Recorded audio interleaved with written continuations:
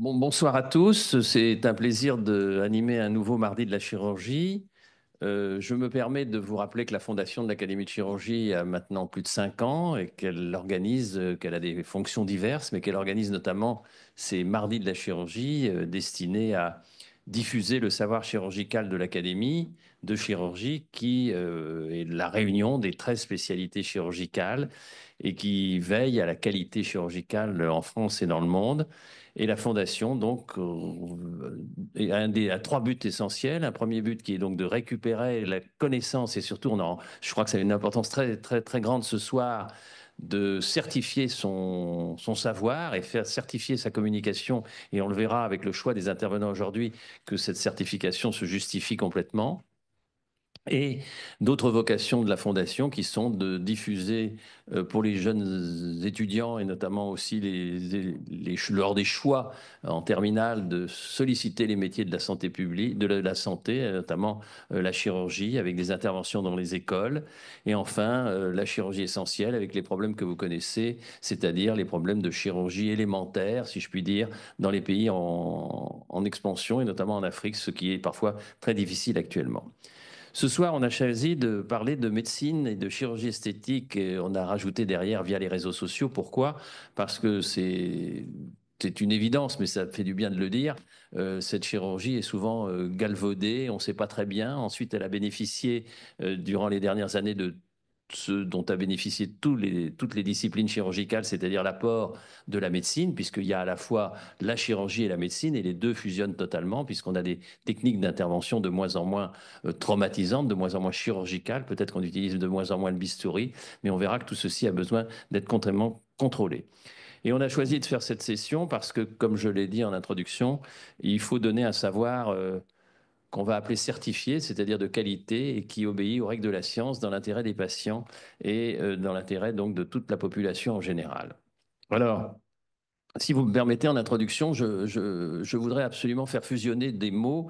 Vous avez vu qu'on a appelé cette session chirurgie esthétique et que souvent les gens comprennent pas très bien ce que c'est que la chirurgie plastique, la chirurgie esthétique. Je voudrais juste vous faire un rappel extrêmement simple qui est de faire comprendre que euh, au départ, la chirurgie plastique était essentiellement la chirurgie reconstructrice et qui est réparatrice pour lors des accidents, en accidentologie ou même en chirurgie, notamment du cancer, lorsqu'on fait des exéresses très importantes, lorsqu'on a besoin de faire des lambeaux. Et c'est grâce à ces chirurgiens plastiques, qu'on a pu progresser. À côté de cette chirurgie, progressivement, s'est développée une chirurgie qu'on a appelée esthétique. Mais je crois qu'il ne faut pas du tout séparer ces deux chirurgies, c'est la même chose. La question qui peut se poser, c'est les indications, car il y a des indications qui sont totalement incontournables quand vous avez un problème de traumatisme facial grave, de perte cutanée importante en raison de séquelles d'un mélanome, etc. Il y a des interventions qu'on ne peut pas différer.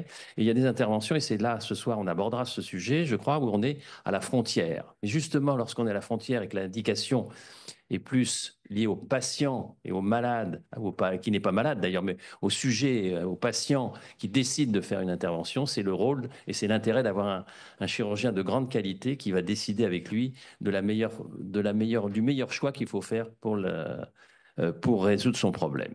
Alors j'ai la chance d'accueillir ici, en particulier à ma droite, Madame Catherine Bergeret-Gallet, et vous le verrez dans tous les intervenants qui sont là ce soir, j'y tiens beaucoup, ce sont des vrais chirurgiens. Vous avez vu qu'un ministre de la Santé a failli être médecin esthétique, mais il a décidé de ne pas le faire, ce qui me réjouit. Mais ici, ce sont des vrais chirurgiens qui ont une formation chirurgicale lourde et qui ont décidé de faire de la chirurgie plastique et esthétique et reconstructrice, qui est très important.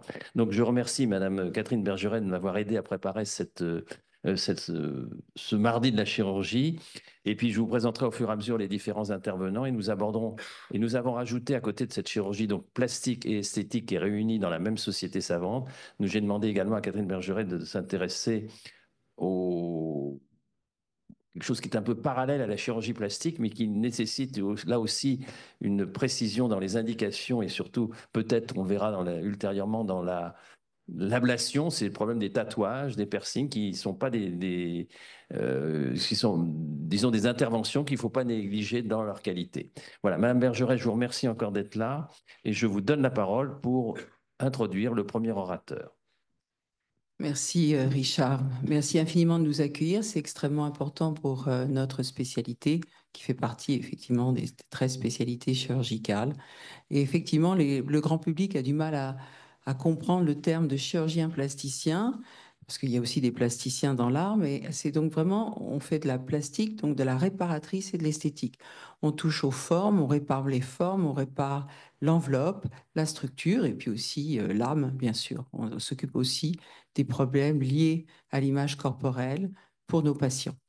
Donc là, nous avons aujourd'hui un programme qui est dédié à l'image du corps, à sa psychologie, à la médecine esthétique sauvage. Alors, médecine esthétique sauvage va être présentée par le docteur Adel Ouafi, un de mes collègues, et qui très judicieusement, Adel, tu peux y aller, tu es le premier orateur, va nous parler de la chirurgie et de la médecine esthétique sauvage promu, promu par les réseaux sociaux. C'est extrêmement important parce qu'on a de plus en plus d'actes illégaux qui ne sont pas faits du tout par les médecins, mais par des non-médecins, non qualifiés. Et on a vraiment des catastrophes que nous, chirurgiens plasticiens, nous essayons de réparer. Le deuxième intervenant, ben, ça sera moi sur les tatouages, parce que les tatouages, c'est absolument pas anodin, comme l'a dit le docteur Richard Villet, c'est extrêmement délabrant si ce sont des tatouages très profonds et qui sont rituels ou qui témoignent d'une histoire de vie un peu houleuse, eh bien, le jour où on veut enlever ces tatouages, ce n'est pas facile, c'est parfois impossible. Et puis le docteur Rami Selinger, qui lui a écrit un très beau livre sur l'idée de l'image du corps et qui va nous parler de la société et de l'obsession que l'on a de l'image du corps dans notre monde actuellement. Enfin, le docteur Vladimir Mitz, ancien de Boussicaut, à qui je dois beaucoup dans ma formation. Et Vladimir va nous parler de la place du bistouri, parce qu'on parle maintenant en permanence de la chirurgie minimally invasive, peu invasive. Oui, c'est vrai. On a des lasers, on a des techniques qui nous permettent d'être moins invasifs dans nos actes chirurgicaux. Mais le bistouri a encore ses lettres de noblesse et il va vous expliquer pourquoi en termes de rajeunissement facial. Adèle, c'est à toi pour les réseaux sociaux. Je rajoute juste pour ceux qui sont en ligne que bien évidemment nous sommes toujours très sensibles au fait que ce soit interactif et n'hésitez pas, il n'y a pas de questions idiotes, il n'y a que des bonnes questions et qu'on essaiera avec tous les intervenants de répondre à vos questions. Donc nous avons Élodie Gaspard qui écoutera vos questions, qui a le chat et je la remercie d'ailleurs pour l'organisation de cette soirée. Donc n'hésitez pas à poser des questions. Voilà, Monsieur Louafi, on vous écoute. Donc, je suis docteur Adel Louafi, actuel secrétaire général du syndicat national de chirurgie plastique, reconstructrice et esthétique et ancien président du syndicat de chirurgie plastique, reconstructrice et esthétique. Et je vais vous parler des injections illégales et de leur promotion via les réseaux sociaux. Nous sommes en avril 2023 et je reçois cette patiente en consultation qui présente un œdème très important au niveau de l'orbite et en même temps donc des signes infectieux, donc un début de cellulite périorbitaire. Et elle arrive à ma consultation et elle me dit qu'elle a fait des injections d'acide hyaluronique et elle précise au niveau des pommettes et elle précise qu'elle a l'habitude, qu'elle injecte d'habitude de l'acide hyaluronique et que là, elle se l'est injecté elle-même. Et je suis assez surpris et je lui dis, Madame, mais est-ce que vous êtes médecin vous-même? Est-ce que vous êtes chirurgien esthétique? Elle me dit non, pas du tout. Et en fait, je lui dis, mais comment vous avez fait pour vous mettre à faire des injections acides hyaluroniques? Elle me dit, bah, c'est très simple, j'ai trouvé des produits sur Internet et j'ai pu les acheter. Et puis, je me suis formé sur YouTube, j'ai regardé et je me suis mis à faire des injections. Et elle me dit, mais là, je me suis injecté et j'ai ça, donc je suis venu vous voir. Je dis, madame, mais c'est extrêmement grave ce que vous faites, c'est très dangereux et la preuve, vous avez là une complication grave. Et je lui dis, ben, écoutez, comme c'est vous qui vous êtes injecté, on doit savoir quel produit vous vous êtes injecté. Et elle me dit oui, et elle me dit d'ailleurs, je vous ai amené l'étiquette. Et donc, je vous dis, on est en avril 2023 et elle me montre une étiquette avec un nom de produit d'acéronique dont j'avais jamais entendu parler. Et il y a écrit un numéro de lot et en dessous, il y a écrit EXP janvier 2021. Je lui dis, Madame, il n'y a pas quelque chose qui vous choque sur cette étiquette? Elle me dit non, quoi? Je lui dis, mais votre produit est périmé depuis plus de 2 ans. Bon. Donc, en fait, c'est là où je me suis rendu compte à quel point les personnes, les injectrices illégales, à la fois n'avaient pas les notions évidemment d'anatomie et de chirurgie qui permettaient donc de savoir où sont les artères, les nerfs à éviter lors des injections, mais en plus, elles n'ont pas du tout même les notions les plus basiques par rapport à l'utilisation d'un dispositif médical, en l'occurrence de l'acide hyaluronique, et que même la notion de date d'expiration, de date de péremption leur échappe. Donc, je l'ai faite hospitaliser. Heureusement, donc, elle a été hospitalisée, elle a été mise sous antibiothérapie. Elle n'a pas perdu son œil, mais ça aurait pu vraiment très, très mal tourner. Donc, c'est ainsi que tout cela pour vous dire que ces injections d'acide hyaluronique sauvage se sont développées dans les dernières années, en particulier par l'intermédiaire des réseaux sociaux, où on a vu fleurir des offres par des esthéticiennes, par des personnes sans aucune qualification, rarement par des professionnels de santé non qualifiés comme des infirmières, mais le plus souvent, ce n'était pas des professionnels de santé, c'est en général soit des personnes qui n'ont aucune formation, soit des esthéticiennes, en tout cas des personnes qui n'ont jamais été formées à l'anatomie du visage, jamais formées aux complications, aux contre-indications et aux indications d'injection d'acide hyaluronique, et qui proposent ces injections tout simplement parce qu'elles trouvent le produit acheté et qu'elles achètent sur Internet et qu'elles sont mises à proposer ces prestations en s'imaginant qu'il n'y avait aucun danger. Et nous, chirurgiens plasticiens, nous avons vu arriver dans nos cabinets des personnes comme celle-ci qui avaient des complications et des complications graves avec des nécessités d'hospitalisation. Nous avons vu des personnes qui avaient des complications qui pouvaient mettre en danger leur vie ou entraîner des séquelles irréversibles.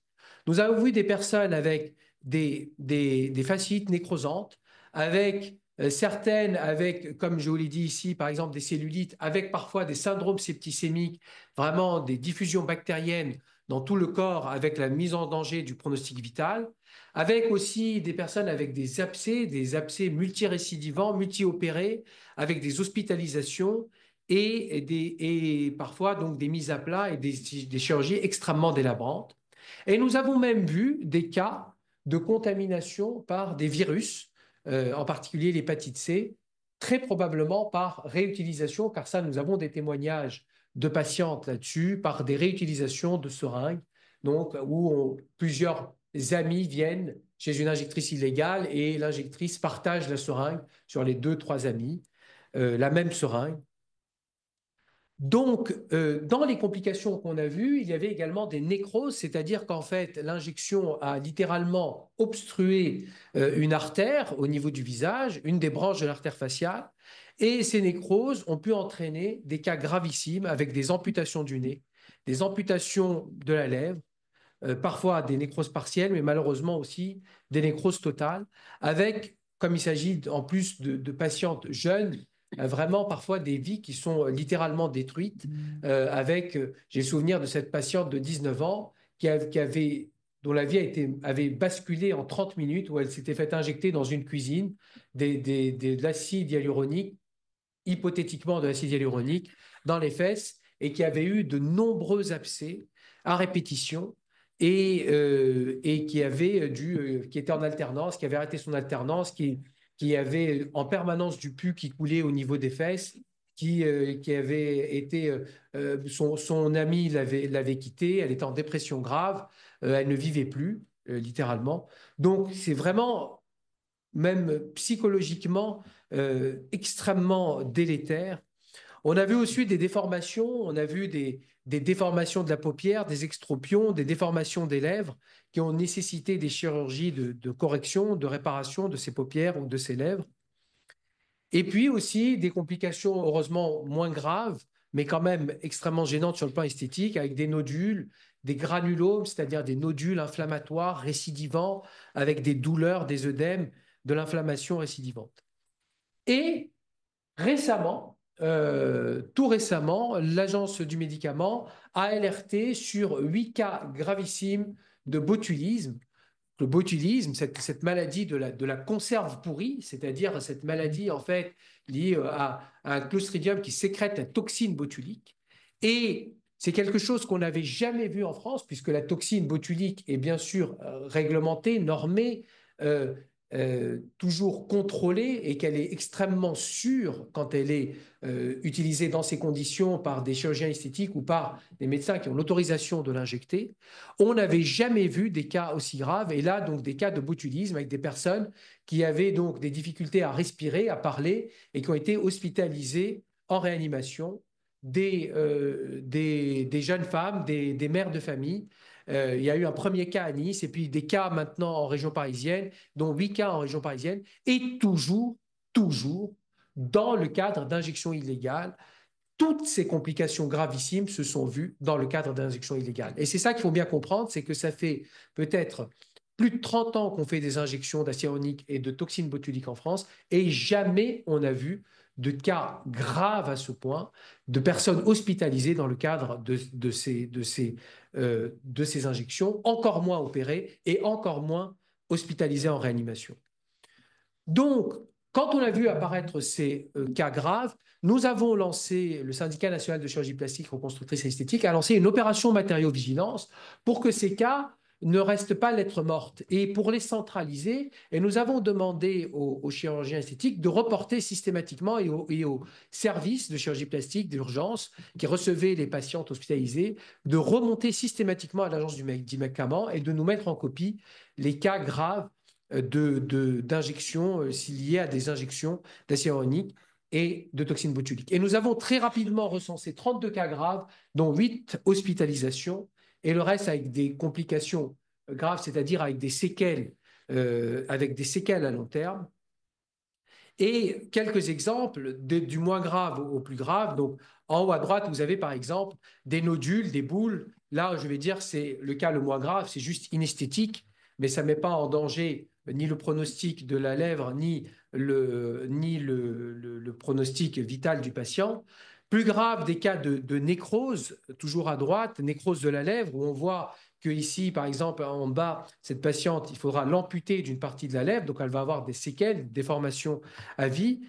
Autre patiente avec aussi des nécroses extensives au niveau du nez. Donc là, c'était une rhinoplastie médicale, une injection acide hyaluronique au niveau du nez qui a mal tourné, avec une nécrose, avec une surinfection et qui remonte même jusqu'au front. Une nécrose de l'aile du nez à gauche, et puis un cas de séquelles, donc comme si des brûlures, comme si le nez avait été brûlé en définitive, et donc des séquelles définitives d'une injection acide hyaluronique. Et encore une fois, des complications qu'on n'avait jamais vues en France de mémoire de chirurgiens plasticiens, alors que ça fait 30 ans qu'on fait ce type d'injection sans aucun problème.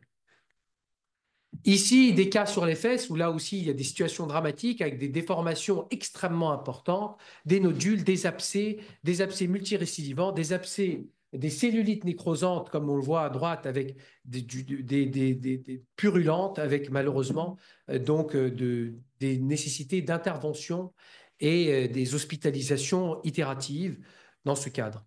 Dans mon expérience personnelle, j'avais repris en 2020, à la fin 2023 les cas que j'avais reçus au cabinet. J'avais reçu 25 patientes ayant eu des injections illégales, 14 en 2022, 11 en 2023, et j'en reçois depuis à peu près à ce rythme une quinzaine par an, dont 10 cas avec des complications aiguës ou chroniques, un cas d'hépatite C qui n'a pu être relié à aucune autre chose qu'une injection illégale, c'est-à-dire que la patiente n'avait eu ni transfusion, ni piercing, ni tatouage, ni rien qui pouvait lui donner l'hépatite C, et par contre qui avait eu des injections illégales, donc avec effectivement des seringues réutilisées.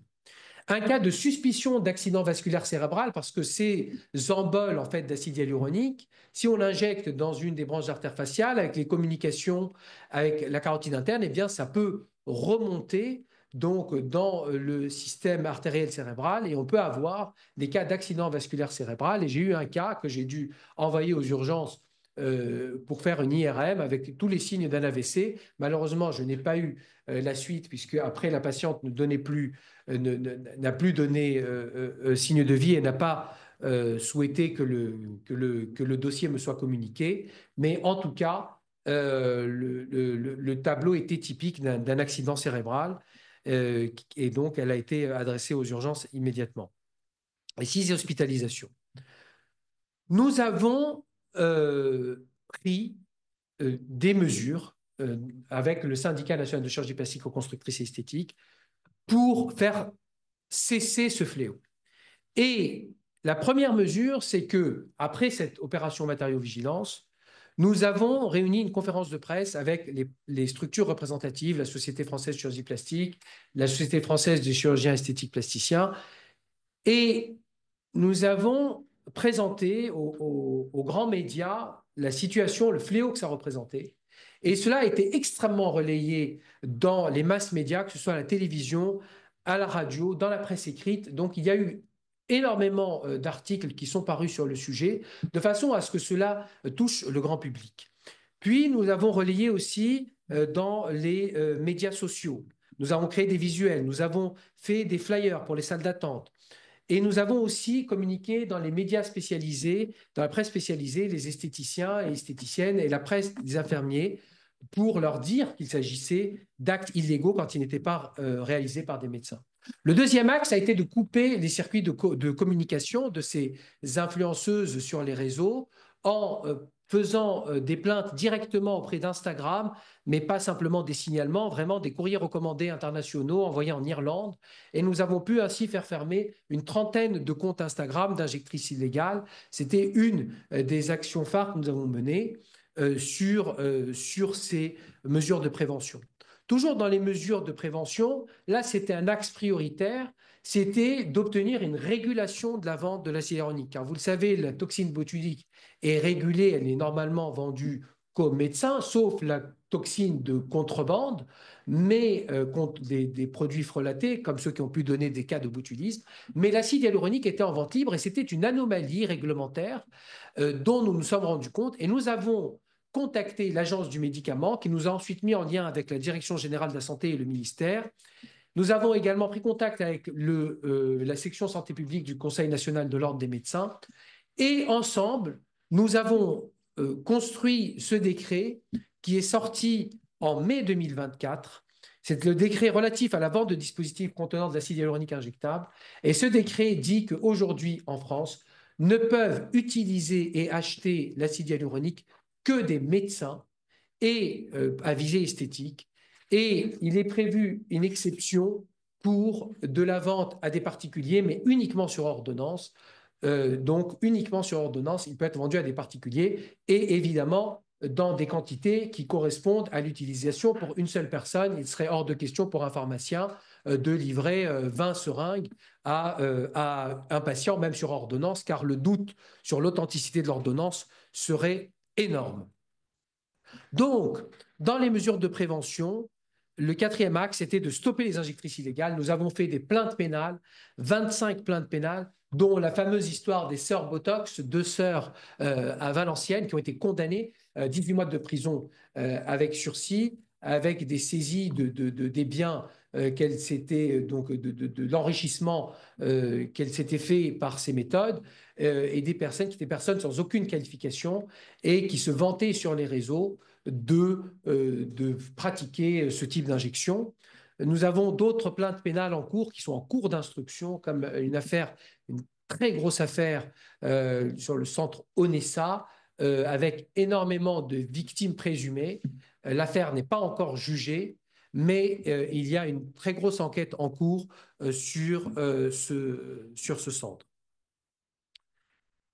Dans la dernière mesure de prévention, était en fait de demander à tous les chirurgiens plasticiens de s'impliquer eux-mêmes, et même au-delà des chirurgiens plasticiens, à toutes les personnes qui nous contactent, nous, syndicat de chirurgie plastique, reconstructrice et esthétique, pour nous signaler des actes illégaux, eh bien, de s'impliquer parce qu'il y a une telle prolifération de ces injectrices illégales qu'il est impossible, même pour une structure comme le syndicat national de chirurgie plastique, de s'occuper de tous les dossiers et de les transmettre. Et donc, nous avons créé en fait des kits de prévention, do it yourself, faites-le vous-même, par vous-même, avec des courriers types rédigés par des avocats en santé publique, des avocats en droit pénal, des avocats en droit de l'Internet, et donc des courriers à envoyer, que ce soit aux agences régionales de santé, au Conseil national de l'ordre, aux autorités judiciaires comme le procureur de la République et également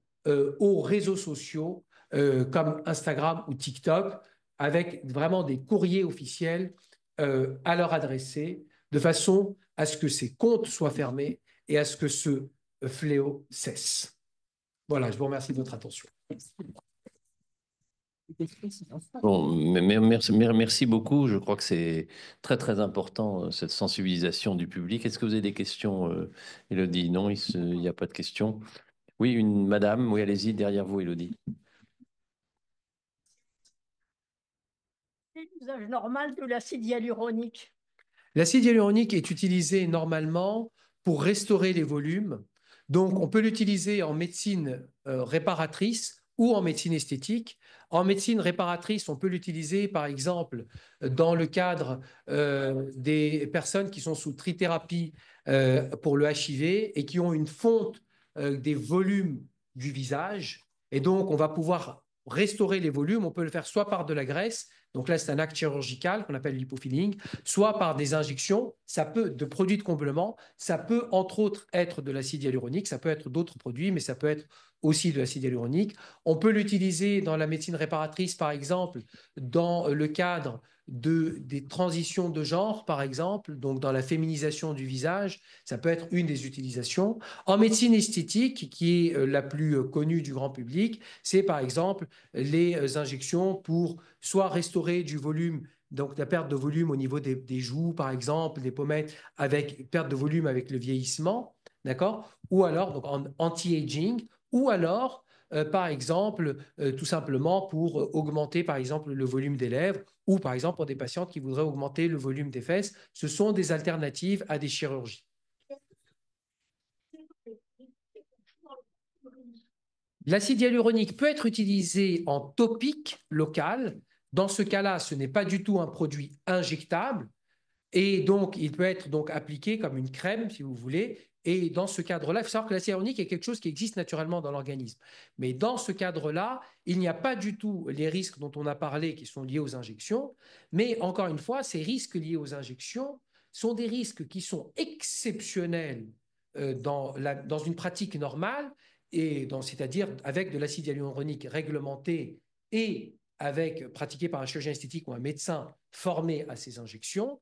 Ce sont des complications qu'on n'avait jamais vues. On peut voir un début de complications, mais le médecin réagit immédiatement. Il y a un antidote qu'on peut injecter, qui s'appelle la hyaluronidase, qu'on peut injecter, et on n'a jamais eu de cas avec des séquelles ou des hospitalisations en 30 ans de pratique de l'acide hyaluronique en France. Je voulais juste rajouter quelque chose pour vous, madame et Adèle, mais tu le sais. Il y a également des indications fonctionnelles, puisque votre rhumatologue ou votre radiologiste spécialisé en ostéo-articulaire peut vous injecter de l'acide hyaluronique dans les genoux, dans les hanches. Ça lubrifie très bien. C'est un produit hydratant, puisque les molécules sont faites pour capter les particules d'eau. Et également en gynécologie, on peut traiter des sécheresses vaginales, des atrophies des muqueuses et à un moindre degré, un lichen scléroatrophique. Mais là, pour le lichen scléroatrophique, les réinjections de graisse sont beaucoup plus performantes. Mais vous voyez, c'est à la fois hydratant, comblant, comme l'a expliqué mon collègue, le docteur Adel Ouafi.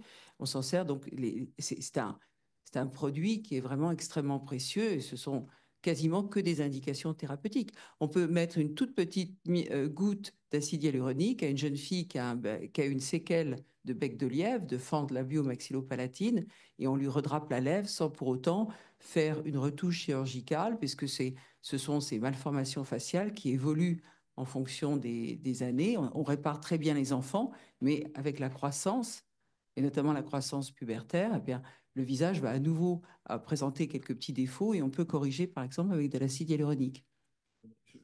Poser une question supplémentaire dans les complications, puis après on va devoir avancer, mais dans les complications, il y a à la fois le problème lié à l'injection elle-même et le problème lié au produit. Absolument. Et donc, je voudrais vous poser juste une question. Quid des autres produits, c'est-à-dire collagène, silicone, comme disait mon maître vilain, siliconerie, enfin, est-ce qu'on peut injecter autre chose que de l'acide hyaluronique qui a également des dangers? Est-ce qu'il y a là aussi des fake news et qu'il faut se méfier? Mis à part l'injection, ça c'est pour le grand public, c'est l'injection, parce que s'il y a une hépatite, c'est l'injection, c'est pas le produit. S'il y a voilà, donc les abcès, c'est une infection, mais est-ce que vous pouvez nous dire juste un petit mot, parce qu'on avance, mais voilà, les autres produits. Alors, il y a des produits de comblement qui sont légaux. comme l'acide polyactique, donc qu'on peut utiliser, qui ont des propriétés de comblement comme l'acide hyaluronique, mais des propriétés légèrement différentes et qui ont la particularité par rapport à l'acide hyaluronique qu'on n'a pas d'antidote. Mais il y a aussi des produits illégaux. Aujourd'hui, injecter du silicone en sous-cutané, c'est illégal. On n'a pas le droit de le faire. Et il y a d'autres produits. On a tout vu, malheureusement, dans les injections illégales. On a vu des injections d'huile de coco. On a même vu de l'acide hyaluronique en bocal lors des perquisitions, ce qu'on suppose être de l'acide hyaluronique, mais qui était donc dans des bocaux. Et l'injectrice illégale prélevait directement dans le bocal et ensuite injectée avec on peut imaginer les complications infectieuses dramatiques qui peuvent résulter de ce type d'utilisation. Bien, ben, merci beaucoup. Je vais passer. Merci vraiment. C'était absolument passionnant et ça interroge. Voilà. Et on va aussi là aussi on fait des injections, donc ça va être très intéressant de vous écouter. Et je vous remercie encore d'être là et on va un petit peu écouter ce que vous pensez des tatouages et des conséquences. Et je suis très contente d'avoir participé à l'organisation de cette séance qui vraiment démontre le rôle fondamental du syndicat des chirurgiens plasticiens, chirurgiens plasticiens français. Très important parce qu'on est là vraiment pour, bien sûr, s'assurer de notre profession, de la façon de bien travailler, mais surtout de la défense des patients et la sécurité sanitaire, puisqu'on est là pour donner les alertes. Alors justement, une autre alerte, c'est la mode des tatouages, nouveau langage corporel et ses conséquences. Et c'est vrai que pour toutes les jeunes filles, il y a 30-40 ans, on n'imaginait pas un seul instant être tatouée parce que être tatouée à l'époque, c'était vraiment sortir de prison ou vivre dans une ambiance de drogue et de turpitude. Donc, vous voyez, on a beaucoup évolué. Et c'est vrai que les tatouages, alors j'aime bien ça, c'est une image liée à l'intelligence artificielle, mais vous voyez à quel point les femmes peuvent se confondre avec le papier mural. On a vraiment des demandes poétiques, des demandes de tatouages très beaux, mais il ne faut pas oublier qu'un tatouage, ce sont des pigments injectés dans la peau à des profondeurs variables et qu'après, il va falloir vivre avec son tatouage. Donc c'est une décision extrêmement forte et qui doit être bien réfléchi. Alors, autrefois associé à la marginalité, je vous l'ai dit, le tatouage est désormais adapté par différentes classes sociales et générations. C'est devenu une forme d'expression artistique, identitaire, mais bien sûr, derrière cette tendance se cachent des implications médicales, j'ai commencé à l'effleurer, et puis psychologiques qu'il faut prendre en compte. Très important, si vous avez des têtes de mort partout sur votre corps, il faut aussi aller voir quelqu'un pour parler de votre santé mentale, de votre façon de vivre. C'est compliqué. Et puis, il faut aussi se rendre compte à travers le tatouage de l'image que vous renvoyez aux autres. Alors, bien sûr, on peut parler, moi je suis fascinée par la culture maori, les cultures des Nouvelle-Calédonie, de Polynésie, et les tatouages rituels. Là, vous voyez un chef rituel polynésien, on est au 19e siècle, ce sont les premiers explorateurs, c'est un dessin, et puis on voit un artiste et acteur de film, Dwayne The Rock Johnson, il adore les tatouages polynésiens, ça lui va pas mal, je pense qu'il va les garder. Ça, c'est une source Tahiti Tourisme et effectivement, on vous montre toujours des beaux Tahitiens. Alors, c'est des tatouages très importants chez les Polynésiens parce qu'il y a une grande connotation au cosmos, au ciel et à la mer, bien sûr.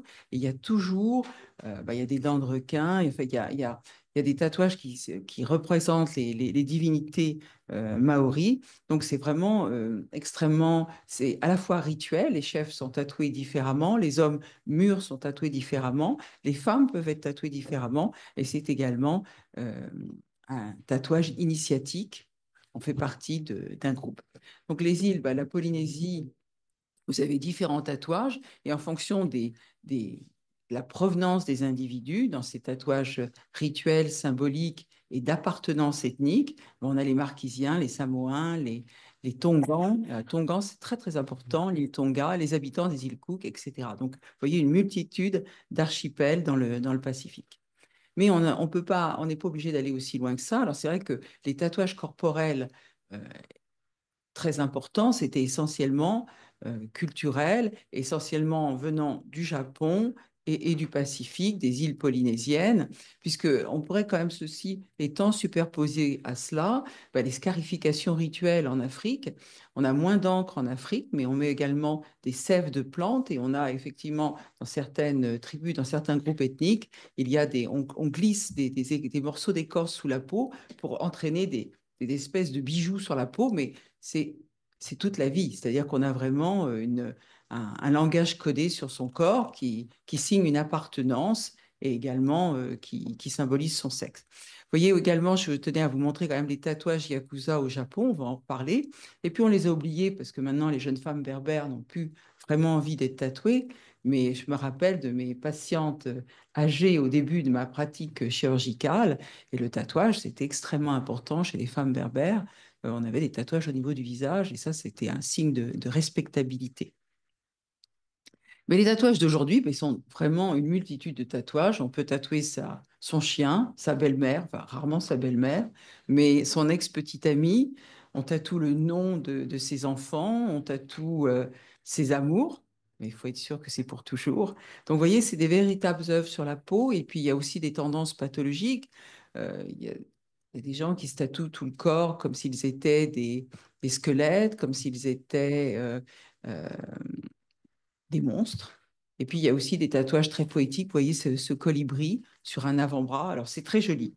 Mais il faut savoir que c'est un mode d'expression corporelle, une quête de sens, mais c'est une identification forte. Il faut pouvoir être sûr qu'on va vouloir vivre toute sa vie avec cette identification. Récemment, j'ai vu réapparaître des tatouages sur les mains et c'est très étonnant parce qu'il y a 40 ans, c'était dans les gangs, les gens sortaient de prison et ils avaient les mains toutes tatouées et ils nous demandaient à nous, chirurgiens plasticiens, d'ôter ces tatouages. Et il y a 40 ans, on n'avait pas de laser, donc c'était très difficile, il fallait poncer la peau, ça s'appelait une dermabrasion. Alors, on fait des dermabrasions laser maintenant, mais on avait des dermabrasions mécaniques, on ponçait la peau, et puis il fallait aussi exciser la peau pour enlever ces tatouages. Alors, très curieusement, eh bien, on a des femmes qui se font des faux bas, et puis des multitudes de fleurs, mais il y a également des tatouages sur les mains qui sont parfois quand même extrêmement, dont les patients ne réalisent pas la symbolique, l'agressivité de la symbolique. Institut de sondage d'Alia, que je m'oblige à citer, 36% des personnes interrogées en France déclarent avoir au moins un tatouage, c'est quand même très important. En Europe, les Italiens sont les champions, et puis on a les Suédois, 47%, les Américains, 46%. Donc, vous voyez, le tatouage dans notre univers moderne, c'est un phénomène incontournable. Alors, que peut-on dire? Nouveaux moyens d'expression avec un langage visuel à fleur de peau, dans la peau, mais des marques indélébiles que l'on veut permanentes à un certain moment de sa vie, mais une signification culturelle profonde, parfois religieuse, incontournable, en tout cas dans les gangs sud-américains et asiatiques. Vous rentrez dans un gang, vous êtes tatoué de la tête aux pieds, et notamment au niveau du crâne. Donc, c'est extrêmement difficile à camoufler. Donc, ce sont des choix souvent irréversibles et je me permets d'insister là-dessus parce que nos jeunes patients français ne réalisent pas à quel point il est difficile d'ôter un tatouage. Et beaucoup de tatoueurs sont fautifs parce qu'ils disent que cela peut s'effacer. Alors non, ce n'est pas vrai. Les tatouages ne s'effacent pas facilement, voire pas du tout. Donc c'est une décision extrêmement importante dans votre vie d'être tatoué parce que vous allez le garder. Vous voyez les tatouages des gangs mexicains, je connais bien le Mexique, c'est un pays extraordinaire, mais il y a des gangs et effectivement, ils ont des traces. Alors, il y a beaucoup de symbolique, il y a aussi une symbolique religieuse, il y a des mains jointes, il y a des vierges, mais généralement armées. Les femmes du gang sont également représentées sur le torse des gangsters.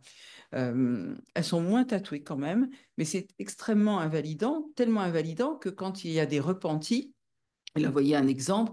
En Californie, le Sénat a décidé d'octroyer des fonds, et ça, c'est vraiment fondamental, pour aider ces jeunes de moins de 25 ans, par contre. Seulement les jeunes de moins de 25 ans. Donc, on leur paye des séances de détatouage ou de chirurgie réparatrice et esthétique pour ôter ces tatouages, pour pouvoir se réinsérer dans une vie normale.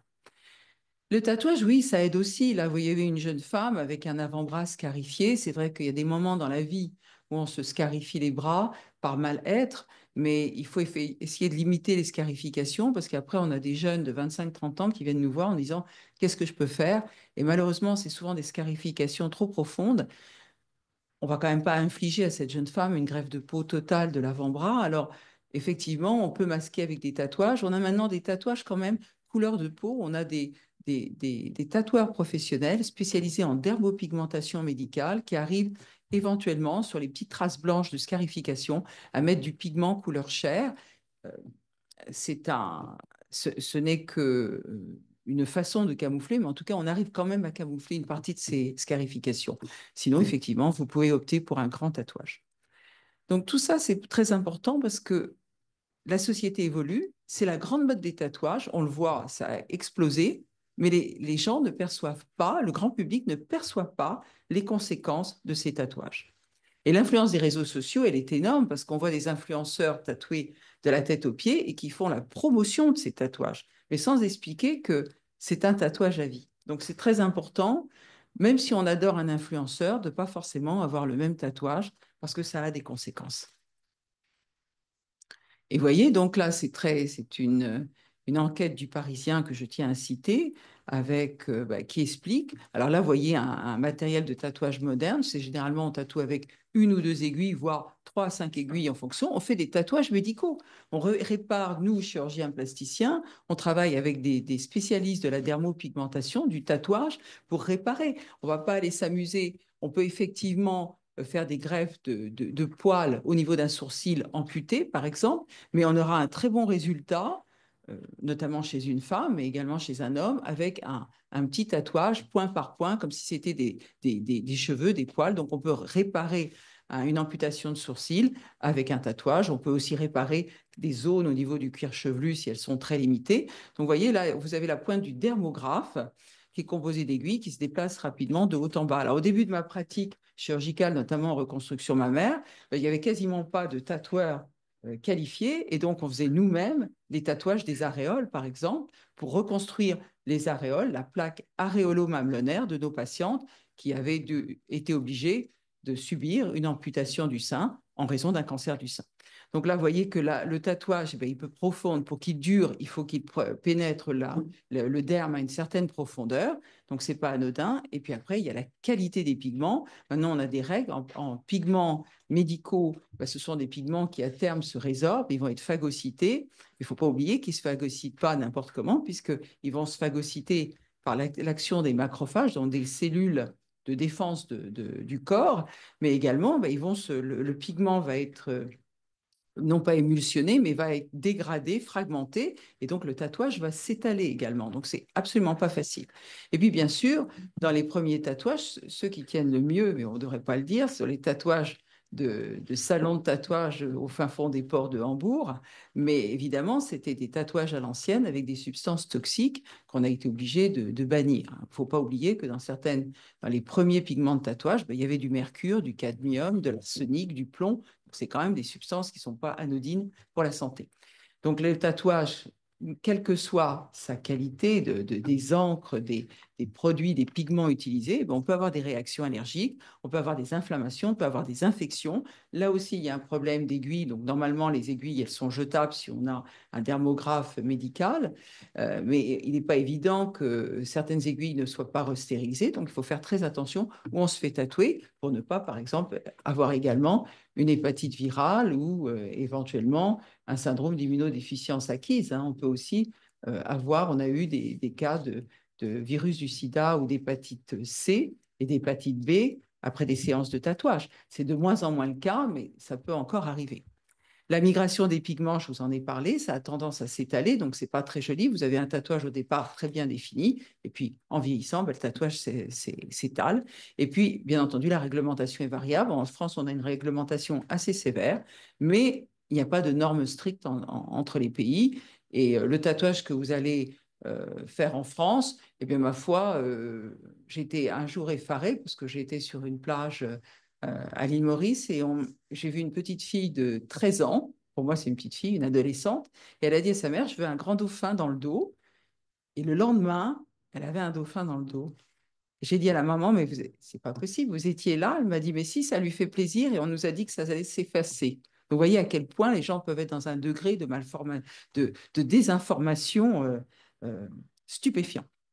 Donc non, les tatouages, ça ne s'efface pas. Sauf si c'est un décalcomanie, bien sûr. Donc, vous voyez, sur cette image de papillon, il y a un granulome, donc il y a une boursouflure. Le corps a réagi parce il a considéré le pigment du tatouage comme un corps étranger. Donc, toutes les macrophages, les histiocytes, ce sont les cellules de défense de la peau, se sont acheminées vers ce site et ça entraîne une hypertrophie, ça entraîne une croissance des fibres conjonctives. Et donc, vous avez une hypertrophie, une boursouflure et une ulcération au niveau du tatouage. De l'autre côté, c'est une infection. Donc, il ne faut pas oublier que même avec les précautions d'usage, vous pouvez réagir. Il suffit que vous dormiez à côté d'un animal, de votre animal de compagnie. Il a des bactéries, des virus qui lui sont impropres. Si vous venez de réaliser un tatouage, vous devez garder un pansement sur le tatouage pendant un certain temps pour protéger ce tatouage. Et voyez, comme je vous disais, alors c'est une dame, j'ai quand même un petit peu caché. On a des manifestations parfois un peu excentriques et cette vieille dame très bien dans sa peau, mais elle a quand même des tatouages qui se sont étalés et c'est vrai que quelque part, je ne trouve pas que ça soit très esthétique, mais après, mon esthétique à moi n'est pas forcément la sienne, donc on est d'accord, c'est pas facile. Et puis, vous voyez, toujours, alors ça, c'est pas ça, c'est encore des tatouages, oui, berbères. Et puis, vous voyez, donc, Fresh and 10 years later, effectivement, les tatouages, ils évoluent dans le temps et pas forcément bien. Donc, il faut en être très conscient de ne pas faire des tatouages corporels qui soient trop envahissants parce qu'ils vont complètement s'étaler et après, vous avez une peau rouge, verte, bleuâtre et des lignes mal définies. Finalement, vous êtes, voilà, cette fille est absolument remarquable. Non seulement elle est très belle, mais c'est une jeune Américaine qui a eu le courage de dire, écoutez, moi je regrette, je suis une repentie des tatouages et je les ai faits à une époque de ma vie en fin d'adolescence où je pensais que finalement c'était l'essentiel de ma vie. Et vous voyez, elle a des tatouages quand même assez incroyables. Enfin, il y a une pompe cardiaque, il y a des tatouages sur les mains, des tatouages au niveau du cou qui ressemblent un peu au tatouage maori. Bref, elle est couverte du cou jusqu'aux orteils de tatouages et maintenant elle n'en veut plus. Mais c'est un travail colossal de se détatouer. Colossal. Donc, vous voyez, décision impulsive, changement de goût et de mode. Et puis, peut-être que vous allez vous marier et vous allez vous retrouver dans une situation ubuesque parce que votre famille n'a jamais vu quelqu'un de tatoué. Des raisons professionnelles aussi. Il faut savoir que euh, j'ai eu un très bel exemple avec une amie qui est une grande pianiste japonaise. Et un jour, sa fille me dit, et sa maman me dit, mais elle veut un tatouage. Je suis horrifiée, je la regarde, je lui dis, mais tu es folle. Parce que dans ma génération à moi, les gens tatoués, c'était vraiment des gens de mauvaise vie. Et elle me rétorque, mais c'est comme un bijou. Et sa maman lui a dit à juste titre, oui, mais quand tu iras au Japon, donc une grande pianiste japonaise, quand tu iras au Japon, tu ne pourras plus aller dans aucun bain public. Les tatouages, c'est interdit. Parce que les tatouages, au Japon, eh bien, ce sont les gangs criminels, ce sont les yakuza.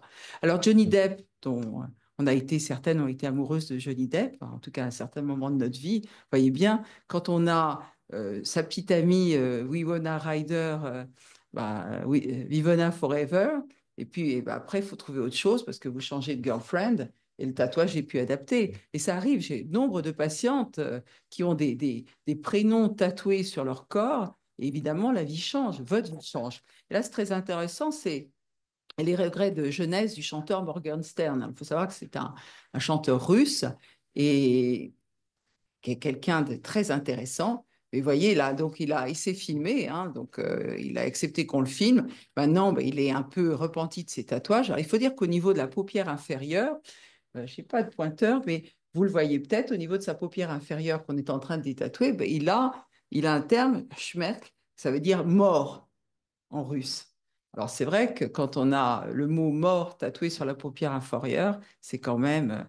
Bon, si on n'a pas de fiancée russe, ça va. Mais si on en a une qui comprend les termes, c'est effectivement inquiétant.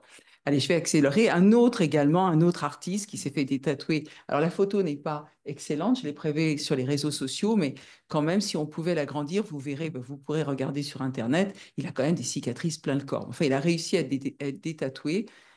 La plupart du temps, on arrive quand même à atténuer les séquelles de tatouage. Vous voyez, là, j'ai pris également cette photo sur Internet, réalisée par cette séance de détatouage promue sur Internet par un de nos confrères médecins français, euh, Dr Chassin, achromie et hyperpigmentation. Oui, c'est obligatoire quand on détatoue avec un laser. en fonction de la profondeur du tatouage, il y a des séquelles. Il y a une hypertrophie de la cicatrice, il y a une hypo ou une hyperpigmentation et bien souvent un résidu des pigments. Donc le détatouage, c'est aussi les excisions cutanées directes. Donc, vous voyez que ça coûte cher de s'être mis des étoiles dans le cou, parce qu'après, il faut enlever un morceau de peau.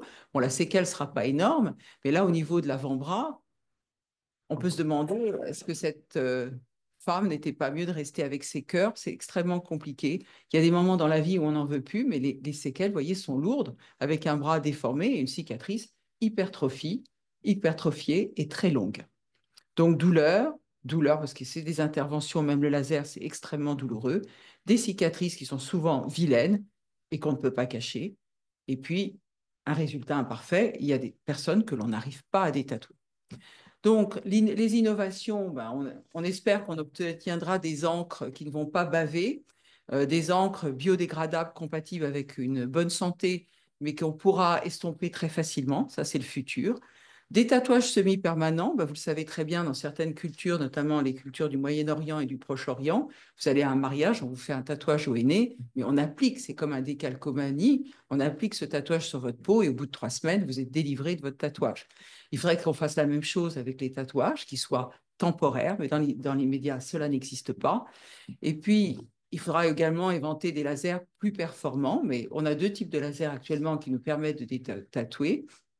Essentiellement les lasers abrasifs, donc on ponce très violemment la surface de la peau, et donc évidemment il y a des zones de peau qui se portent mal, et puis également des lasers vasculaires qui interviennent en fonction de la coloration, et là effectivement on peut détatouer. Donc ça permet, le détatouage, ça permet de limiter les regrets, mais sachez-le, ce n'est absolument pas faisable dans tous les cas, et donc vous avez vraiment des séquelles souvent irréversibles de vos tatouages. Donc en conclusion, alors là j'aime bien cette image parce qu'il faut rappeler que dans les ports de Hambourg et dans les ports français, et puis quand on a démarré les tatouages esthétiques en France, on avait des tatoueurs, des tatoueuses qui travaillaient à l'aiguille et avec de l'encre, un injecteur d'encre. Surtout ça, c'est le vieux matériel de tatouage. Ça n'a rien à voir avec les dermographes actuels. Donc, le tatouage, c'est une modification corporelle, c'est un nouveau langage corporel, mais il faut avoir une réflexion approfondie. Je dis ça surtout pour les plus jeunes. Réfléchissez bien, ce n'est pas anodin. Certains tatouages ont une valeur symbolique extrêmement négative. Si vous êtes couvert de tête de mort, vous aurez du mal à trouver du travail, c'est clair. Et puis peut-être qu'aussi les gens auront peur. Il y a effectivement un degré de réflexion très important à avoir par rapport à cette idée, cette volonté de tatouage. Je vous remercie de votre attention. Merci beaucoup. Je pense que, est-ce que vous avez des questions, Élodie?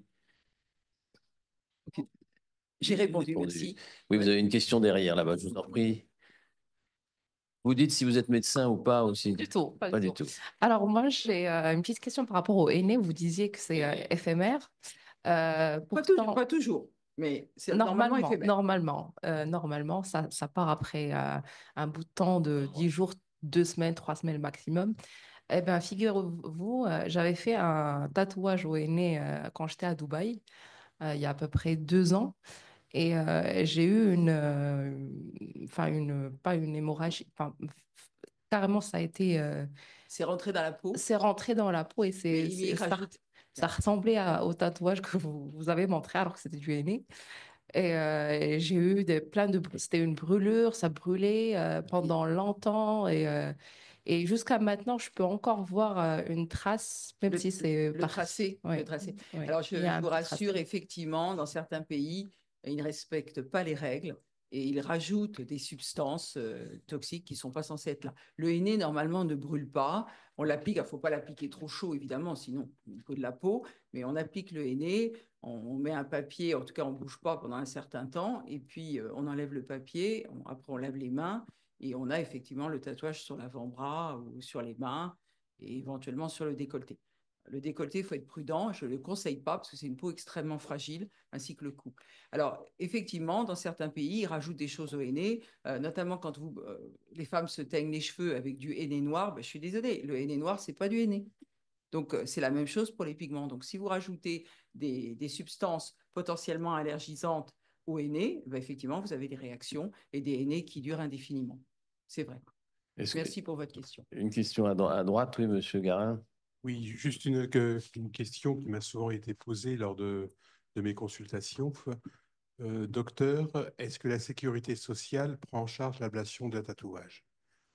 Alors, normalement, c'est possible. Pourquoi? Parce que vous imaginez que certains tatouages sont extrêmement invalidants. Moi, j'ai commencé ma carrière de chirurgien plasticien. Nous avions des gens qui sortaient de prison ou qui sortaient de corps spéciaux de l'armée. Pardonnez-moi. Nous avions des gens qui sortaient de prison ou de certains corps spéciaux de l'armée et qui finalement n'avaient pas forcément envie de garder les tatouages et on les a détatoués le mieux qu'on pouvait. Et ça se soldait souvent par une excision cutanée. L'excision cutanée, oui, c'est un acte pris en charge. Alors, les dermabrasions laser, moi, je ne suis pas une spécialiste du laser pour le détatouage, mais il faut savoir que certains tatouages médicaux peuvent être pris en charge, donc il n'y a pas de raison que le détatouage ne puisse pas être pris en charge. Mais je pense que si tout le monde veut se faire tout le monde se tatoue et ensuite tout le monde pense qu'avec le laser, on peut être détatoué, eh bien la sécurité sociale finira par dire qu'elle refuse. Donc pour l'instant, Pour l'instant, je pense pris en charge par la sécurité qu'il sociale? y a une tolérance. Oui. Mais c'est un peu choquant quand même. Je ne parle pas des, Alors, des les excisions anciens pruneux, etc. cutanées, c'est une lésion. Hein, c'est une lésion cutanée, mais c'est extrêmement. Je pense qu'il y a une tolérance. Mais je ne peux pas vous en dire plus puisque je Et ne dans suis votre pas la expérience, spécialiste de oui, mais dans l'excision votre de- expérience, lorsque un patient Mais- vient vous voir en disant, voilà, j'ai un tatouage sur le bras, je voudrais me le faire enlever, l'intervention est prise en charge par la Sécu. Alors, moi, je m'en occupe plus. Hein, Oui, des oui, non, mais- tatouages. Non, mais si Donc, tu je veux, peux pas je crois vous que dire. c'est un. La sécurité sociale, à l'heure actuelle, je n'ai aucune idée comment ils réagissent. Mais- Je sais qu'on a, notamment à travers la transsexualité, on a énormément de choses qui ont été prises en charge récemment. Le tatouage, Mais si c'est on pas fait une pareil. excision de peau, je vois pas pourquoi elle ne pourrait pas être prise en charge dans le Mais cadre on séquelles. peut imaginer, j'interviens là, on peut imaginer, mais on peut pas, il faudrait passer une journée entière. C'est le même problème que la chirurgie esthétique et les limites, notamment, je pense aux oreilles décollées, je pense aux rhinoplasties. Certaines, si il y a devant le médecin expert, si on décide qu'il y a une expertise, peut-être que Vladimir veut dire un mot là-dessus, une expertise d'un médecin peut dire, bah voilà, ça a une conséquence psychiatrique grave pour lequel on fait quelque chose, voilà, sur le plan syndical. Voilà, on va être obligé de clore, mais si vous voulez donner votre avis, c'est intéressant en tant que syndicat. Oui, alors sur le détatouage laser n'est pas pris en charge. Sur l'excision cutanée, ça peut se discuter. Bon, parce qu'en fait, l'indication, c'est indication thérapeutique. Donc après, il y a pas, c'est soumis à condition, c'est-à-dire que l'indication doit être thérapeutique. Mais ça passe pas par un médecin conseil. On va dire que c'est le C'est comme chirurgien l'ablation d'une lui-même. kéloïde. Voilà, c'est le chirurgien lui-même qui va, C'est une kéloïde. en son âme et conscience, décider ou pas. Mais c'est la même chose, par exemple, pour les oreilles décollées, qui passe pas devant un médecin conseil. C'est le chirurgien lui-même qui est l'expert, en fait, Ok, et qui ok, doit voilà. déterminer Je- si elle est je- non. je Comme voudrais- les kéloïdes. C'est je un voudrais- très, ouais, très bon exactement. exemple. Merci. Je voudrais juste poser une question parallèle. Est-ce que vous avez notion qu'il y a eu des problèmes de jurisprudence pour ségrégation à l'embauche?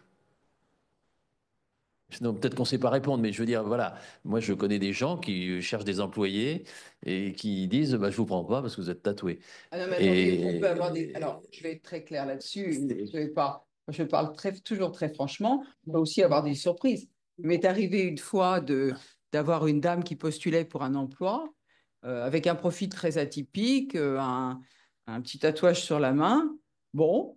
Et puis, vous savez, quand on connaît quand même, quand on est employé dans un cabinet médical, par exemple, il y a quand même des règles de tout simplement de bienveillance et de courtoisie vis-à-vis des patients qu'on reçoit, les patients tels qu'ils soient. Donc, il faut qu'on ait une attitude relativement neutre. Et je me rappelle que c'était en plein été et que subitement, je suis arrivée à mon cabinet exténuée après un bloc opératoire où il faisait très chaud dans la salle de bloc. Et là, j'ai été stupéfaite parce que cette jeune femme avait mis des bijoux en piercing sur tout son corps. Elle avait un Marcel dénudé sans soutien-gorge et des tatouages partout sur le corps. Et je me suis dit que, bah non, c'est une façon de vivre, oui, mais c'est pas une façon d'accueillir les patients. Donc, vous voyez, c'est très... Je suis d'accord avec vous, mais donc vous avez pas été condamné par la justice, parce qu'on Non. on va tout imaginer. C'est-à-dire que Bah, vous avez raison. ségrégation, bon, Il enfin faut bon, aussi que on peut pas entamer ce débat aujourd'hui, Non. mais c'est Il faut un aussi que les sujet qui peut patients soient arriver, parce que respectés dans un cabinet médical. voilà. hein. Bien, bah écoutez, merci. Et Catherine, oui. je viens d'avoir un appel de Georges Casanova qui voulait vous poser une question. Quelles sont, à votre avis, les relations entre le tatouage et le mélanome? Soit l'apparition du mélanome, soit le masque du mélanome. Alors, c'est d'une relation extrêmement complexe parce que on voit beaucoup, on voit des tatoueurs. Alors, on travaille tous, hein, je vous l'ai dit, chirurgien plasticien, parce qu'on n'a pas le temps. Notre métier, c'est essentiellement d'opérer également, de faire des gestes non invasifs, comme la médecine esthétique. Et puis, beaucoup d'entre nous, maintenant, ne s'occupent plus de tatouage. Si je fais une reconstruction mammaire, je la confie à deux ou trois, je donne deux ou trois adresses de personnes qui connaissent bien la pigmentation de la plaque aréolaire du mamelon, tout simplement.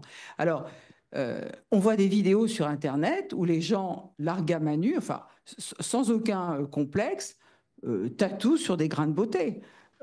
C'est vrai que c'est quand même extrêmement choquant. Normalement, il faudrait faire le tour. En plus, si vous tatouez des lésions cutanées dont vous ne connaissez pas véritablement l'origine, bah, effectivement, vous pouvez avoir la survenue d'un mélanome.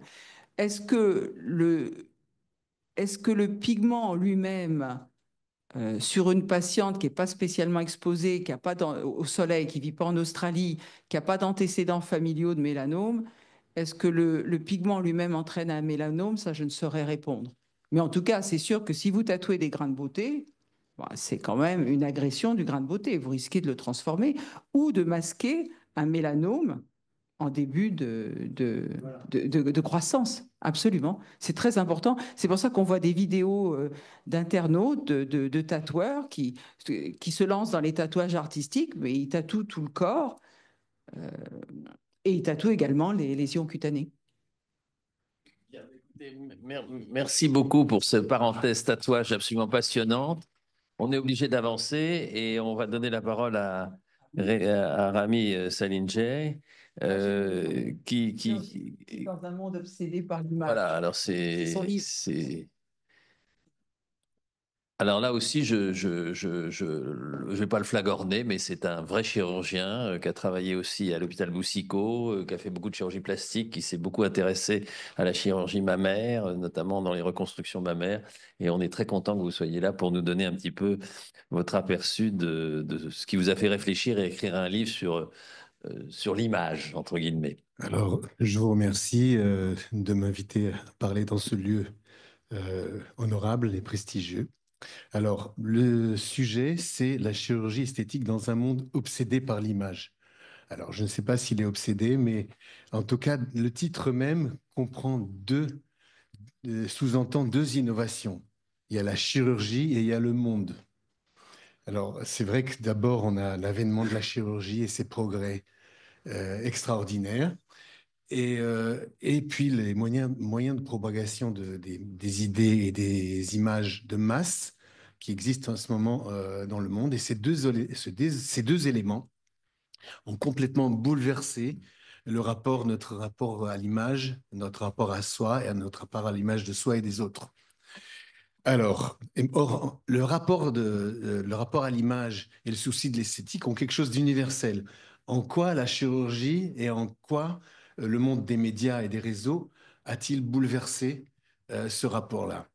Alors, l'apport de la chirurgie, bien entendu, la chirurgie s'est développée de façon extraordinaire, la chirurgie reconstructrice, la chirurgie esthétique. Elle permet aujourd'hui d'agir sur le corps et sur le visage, de réparer des blessures, des malformations, réimplanter des doigts, des membres amputés, réparer des dégradations aussi qui sont liées au vieillissement, aux grossesses, à l'obésité et agir aussi sur des disgrâces de la nature, embellir par exemple un nez. On arrive, vous voyez qu'il y a une réparation qui est toujours, entre la réparation et l'esthétique, il y a toujours un lien très très important. Pourquoi? Parce que nous sommes des chirurgiens de l'image et la chirurgie plastique esthétique qui modifie l'aspect esthétique est capable de modifier aussi le rapport à soi-même, aux autres et au monde. Alors, la chirurgie esthétique, bien sûr, elle est le terrain de beaucoup de préjugés. Elle fascine, elle intrigue, elle est questionnée par le monde, un monde qui est à la fois impressionné par nos exploits, mais en même temps qui nous interroge sur notre éthique, sur notre moralité, sur nos dérives éventuelles. Alors, ce monde qui nous interroge, on va en parler parce que, en retour, pour le questionner sur son évolution, avec le développement des médias, et je vais citer un philosophe que j'aimais beaucoup, c'était Michel Serres. Et je l'ai entendu un jour dire une phrase qui m'a marqué. Il a dit, auparavant, quelqu'un était montré pour son mérite ou pour sa valeur, et aujourd'hui, avec les médias, et a fortiori avec les réseaux, on prend de la valeur parce qu'on est montré. Et c'est dans ce monde-là que nous vivons actuellement, et ça retentit sur chacun de nous, que nous le voulions ou pas. On a tous au fond de nous, inconsciemment, l'angoisse d'être montrable. Et j'appelle ça l'angoisse de l'image, l'angoisse de notre propre image. Alors, tous ces outils qui agissent sur les masses humaines, qui véhiculent, qui dictent parfois même l'air du temps, les effets de mode, ont des conséquences sur notre comportement social. Alors même que le souci esthétique et le rapport naturel à l'image sont une constante universelle qui existait bien avant l'avènement des réseaux, des médias et de la chirurgie. La notion d'image, c'est quelque chose qui est loin d'être superficiel. Elle est fondamentale et elle existe même déjà dans les textes sacrés. Dès qu'on parle de la création de l'homme, on parle de son image, l'image divine, l'image de l'homme. C'est aussi à travers son image qu'un être humain est accepté, aimé dans le monde social, ou au contraire rejeté et haï. L'image de l'homme, c'est l'interface de son existence. Et c'est sur cette image-là que nous allons agir. La chirurgie esthétique, la chirurgie plastique agit positivement sur l'image. En améliorant l'image, elle améliore l'estime de soi, elle améliore aussi le lien social. Elle a un rôle très important, notre chirurgie esthétique. Et parfois, on peut dire que c'est une véritable psychochirurgie parce que nous guérissons les complexes des gens et on leur permet un nouveau départ dans la vie. Voilà, donc ça, c'est le but noble de notre chirurgie quand elle ne part pas à la dérive, et ça, on va en reparler. Alors maintenant, on peut parler du monde qui agit aussi sur l'image. Le monde opère l'image physique ou morale de personnes, de communautés de personnes, souvent pour la dégrader. Ça se voit par exemple en politique.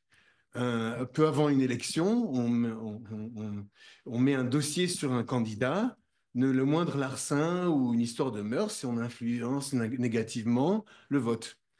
Alors, on sait que la perception de l'image, on voit que la perception de l'image influence ce comportement, et les maîtres de la propagande et de la publicité aussi l'ont compris depuis l'avènement des médias, les utilisant comme des outils de manipulation de masse et voilà, qui manipulent le comportement des foules. Alors, on peut, par ce biais-là, dégrader l'image physique, dégrader l'image morale aussi. On dégrade l'image d'être humain, l'image de communauté entière. Et de là à leur destruction physique, il n'y avait plus qu'un pas à franchir. Et on sait que tous les massacres, toutes les destructions humaines ont été aussi précédées par des destructions d'images. Au Rwanda, les tueurs ne tuaient pas leurs semblables, ils tuaient des cafards. Les nazis tuaient des sous-hommes. Au Moyen-Âge, c'était des sorciers, des déicides, des gens qui étaient accusés de faire des crimes rituels. Les islamistes, ils tuent des mécréants, des porcs, des singes. La liste est longue. Donc l'image, c'est quelque chose de tellement fondamental et la destruction de l'image humaine précède toujours les destructions humaines. Alors, voilà, en parlant de camp nazi, moi-même, je suis fils de déporté, un déporté qui a toujours témoigné dans les écoles auprès des jeunes, et il disait, il leur a toujours dit, le groupe n'a ni cœur ni cerveau. Méfiez-vous du groupe, réfléchissez toujours avec votre cœur et votre cerveau. Et c'est d'ailleurs ce que nous, médecins, chirurgiens, tout ce que nous passons notre vie à faire, exercer avec intelligence et humanité. Voilà, alors, donc cette notion d'image, en 2011, j'ai présidé notre société scientifique, la SOFCEP, et j'ai choisi à ce moment-là cette année-là un sujet philosophique, comme chaque président pour l'année. Et ce sujet était chirurgien dans un monde qui opère l'image. Et ce sujet a donné naissance à un ouvrage multi-auteurs. Il y a eu une cinquantaine d'articles de gens de mondes complètement différents. L'idée, c'était de dire que c'était de retourner la question de l'image, la question que le monde nous pose, vers le monde, vers différents domaines, et de questionner le rapport à l'image de personnes de domaines totalement différents. Il y a eu des psychanalystes, des gens de la religion, de l'histoire, de la sociologie, la publicité, etc. Donc ça a été une réflexion intéressante. Alors voilà, parlons maintenant des dérives de la chirurgie esthétique. Alors on va comprendre qu'il y a chacun a sa part de responsabilité. Il y a la chirurgie et les chirurgiens d'une part, et d'autre part le monde, qui sont en interaction permanente. Et on peut dire peut-être qu'on est que la chirurgie est le reflet d'un monde qui agit sur l'image. Et dans le recueil aussi dont je vous parlais, j'ai aussi interrogé des religieux, l'approche de la religion non pas par le rapport au divin, mais par l'expérience, la sagesse qui aurait pu être véhiculée, transmise de génération en génération. Et j'ai interrogé ces personnes sur le fait d'agir. Quelle est l'approche des religieux sur le fait d'agir sur le corps, en chirurgie esthétique notamment. Alors, c'était à peu près, les réponses ont été à peu près les mêmes. Modifier le corps n'était pas une offense à l'hégémonie divine. Et globalement, c'était, on peut agir sur le corps, on peut opérer, mais sans modifier, sans dénaturer. Alors, voilà, c'était ça. Et donc, modifier sans dénaturer, toute la subtilité est là. Par exemple, rajeunir par un lifting, ça pourrait sembler être un mensonge. Mais d'un autre côté, le bienfait est surtout d'avoir pu améliorer l'estime de soi, de restaurer une image que le temps a dégradée, de remettre en accord l'être et son image. L'être, chacun de nous a une image intérieure, et le grand psychanalyste Pierre Fédida parlait d'un fréquent divorce entre l'individu et son image. Et c'est sur ce divorce-là que la chirurgie va agir positivement. Voilà, alors sans dénaturer, c'est vrai que chacun peut avoir son critère, et c'est le chirurgien qui tient le bistouri, qui va prendre les décisions, et c'est lui qui a la responsabilité, une noble responsabilité, on peut dire. Et on peut dire aussi que la réalité post-opératoire ne ment pas, et que la chirurgie est une leçon d'humilité permanente, et que c'est avec la chirurgie que nous avons appris à faire tomber tous les clichés, les idées préconçues et les dogmes, qui sont les idées préconçues, c'est les meilleurs ennemis de la chirurgie. Nous avons par exemple appris, quand nous étions jeunes internes ou jeunes chefs de clinique, quand nous réimplantions des doigts à l'hôpital Boussicot, et que la nuit et que la journée, nous faisions nos premières opérations de chirurgie esthétique, nous avons appris une chose importante, c'est que le bienfait d'une opération n'est pas proportionnel à l'exploit chirurgical. Vous réimplantez un index chez un travailleur, vous vous prenez pour un héros, le doigt revit, mais il est raide et il gêne le travailleur qui va vous demander d'amputer quelques mois plus tard. Il faudra l'accepter, il faudra mettre son narcissisme de côté. Et d'un autre côté, je me souviens d'une de mes premières patientes à qui j'avais posé des prothèses mammaires. C'est une jeune femme tristounette avec le thorax complètement plat, 2 implants mammaires, une opération d'1 heure. Elle s'ouvre vers le monde, elle se marie, elle a des enfants, elle divorce et elle vit. Et 30 ans plus tard, je la revois de temps en temps et elle me dit que je l'ai sauvée du suicide. Donc ça aussi, c'est des choses j'aurais pu penser que la chirurgie réparatrice est noble, que la chirurgie esthétique est superficielle. Eh bien, chaque cas est un cas particulier. Et donc, pour chaque personne, le bienfait est sur mesure, et c'est ça notre réalité. Alors, il y a aussi, évidemment, il y a eu des excès de la chirurgie esthétique qui ont pu susciter c'est à cause de ça que notre chirurgie est parfois caricaturée. Et par contre, certaines remarques sur les opérés ou sur les excès les gens parfois ont des jugements caricaturaux, aussi caricaturaux que ce qu'ils veulent juger. Hein, les seins sont trop gros, les lèvres trop remplies, ceci. Alors, il faut savoir que notre chirurgie, c'est une chirurgie de la singularité, c'est une chirurgie sur mesure, et nous ne jugeons pas, parce que dans chaque personne doit trouver aussi son bonheur sur mesure. Alors, dans le monde actuel, il y a aussi tous ceux qui sont fascinés par la standardisation des goûts, des goûts et des idées et de l'apparence et les nouveaux looks qui sont véhiculés par les Instagrammeuses, par exemple. Ces personnes vont demander des opérations et des injections en rapport avec ce qu'elles voient. Alors nous répondons par oui ou par non aussi, jamais de façon standard. Voilà, donc bon, les suiveurs d'Instagrammeuses, on peut aussi se poser des questions. Bon, c'est une parenthèse, on peut se poser une question morale aussi sur les jeunes qui ont peut-être perdu aussi le rapport à l'effort parce que à quoi bon faire des études alors que des Instagrammeuses gagnent de l'argent, etc. Ça, c'est une parenthèse. C'est voilà, c'est des choses qui sont de notre époque. Alors, donc, je disais que notre chirurgie est une chirurgie de la singularité, qui est au contraire de la standardisation des goûts et des effets de mode, qui est aussi faite pour faire tourner le commerce. Un jour, j'ai eu un sociologue qui est venu faire une enquête. Il est venu à mon cabinet. Dans son enquête, il m'a sorti des 4 visages de femmes. Il m'a demandé, qu'est-ce que vous pensez de ces visages? Et j'ai regardé ces visages. Ils étaient un peu euh, non dérangeant, un peu aseptique, il n'y avait pas de traits bien dessinés, c'est un peu pastel. Et je lui ai dit, je n'en pense rien. Alors il m'a dit que ces visages n'existaient pas, c'était pour vendre des cosmétiques, il ne fallait pas qu'ils dérangent. Et c'est suite à ça que je me suis dit, voilà, nous ne sommes pas là, chirurgiens plasticiens, nous nous adressons à chaque fois à un individu. Nous n'avons pas besoin de standardiser les goûts pour vendre le même produit à 10 000 personnes. Donc, la standardisation, c'est aussi le fruit, voilà, ça marche bien avec le fait de vendre à des masses. Alors, quand on parle de standardisation, il y a une chose très importante, c'est aussi l'esprit, la pensée correcte dans une époque qui a la capacité de banaliser ce qui était répréhensible à une autre époque et réciproquement. Et là, je parle par exemple essentiellement du rapport à la sexualité et au genre.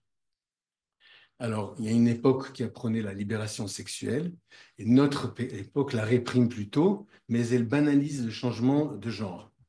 Et nous, en consultation, on voit de plus en plus de demandes, par exemple, de demandes d'amputation de seins chez des jeunes femmes qui se disent transgenres.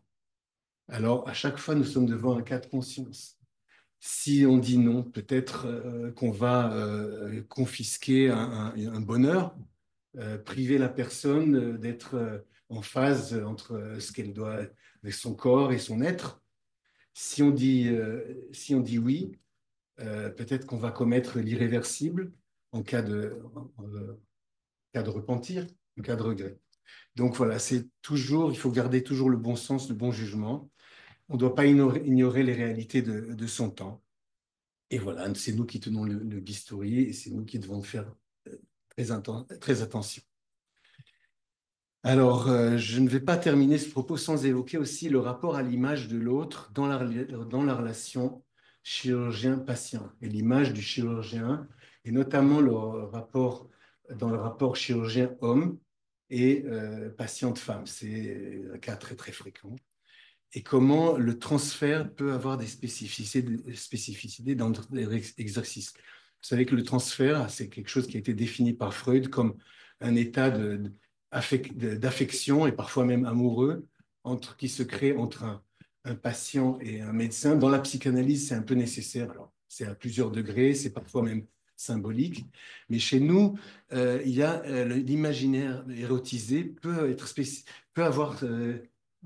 naître de certaines particularités de notre exercice. Le psychanalyste Patrick Lamboulet parle de la chirurgie d'un corps de jouissance. Alors, tous les ingrédients sont là pour mettre en scène une relation amoureuse chez certaines patientes. Je dis ça parce qu'il faut l'analyser. Il faut l'analyser. Une jeune femme vient confier sa beauté et son intimité. Elle cherche dans le regard du chirurgien le désir, pas le désir de la posséder, mais le désir de la rendre plus belle. Et dans l'acte chirurgical se met en scène l'abandon de son corps, qui peut aussi être similaire à celui de la relation amoureuse. Après, le bistouri du chirurgien, et le chirurgien, il est en maîtrise totale. C'est lui, elle abandonne son corps à la décision du chirurgien, à son bistouri qui va trancher dans son corps nu. Et au bout de tout ça, au réveil, elle va devenir plus belle. Et parfois, elle dit, je me sens plus femme. Donc, tout ça, c'est des ingrédients, c'est des éléments symboliques qui peuvent se mettre en scène dans l'imaginaire de certaines patientes comme dans une relation amoureuse. Et face à ça, le chirurgien, lui, il ne s'abandonne pas du tout. Il doit être dans la maîtrise totale de ses gestes. Voilà. Et donc, c'est sur ça que je vais conclure, parce que notre chirurgie est une chirurgie de l'image face à un monde d'images et d'idées qui partent dans tous les sens, parfois sans bon sens, et, et où le rapport à l'image et à la beauté sont bouleversés, et avec une tendance à standardiser les goûts et les jugements.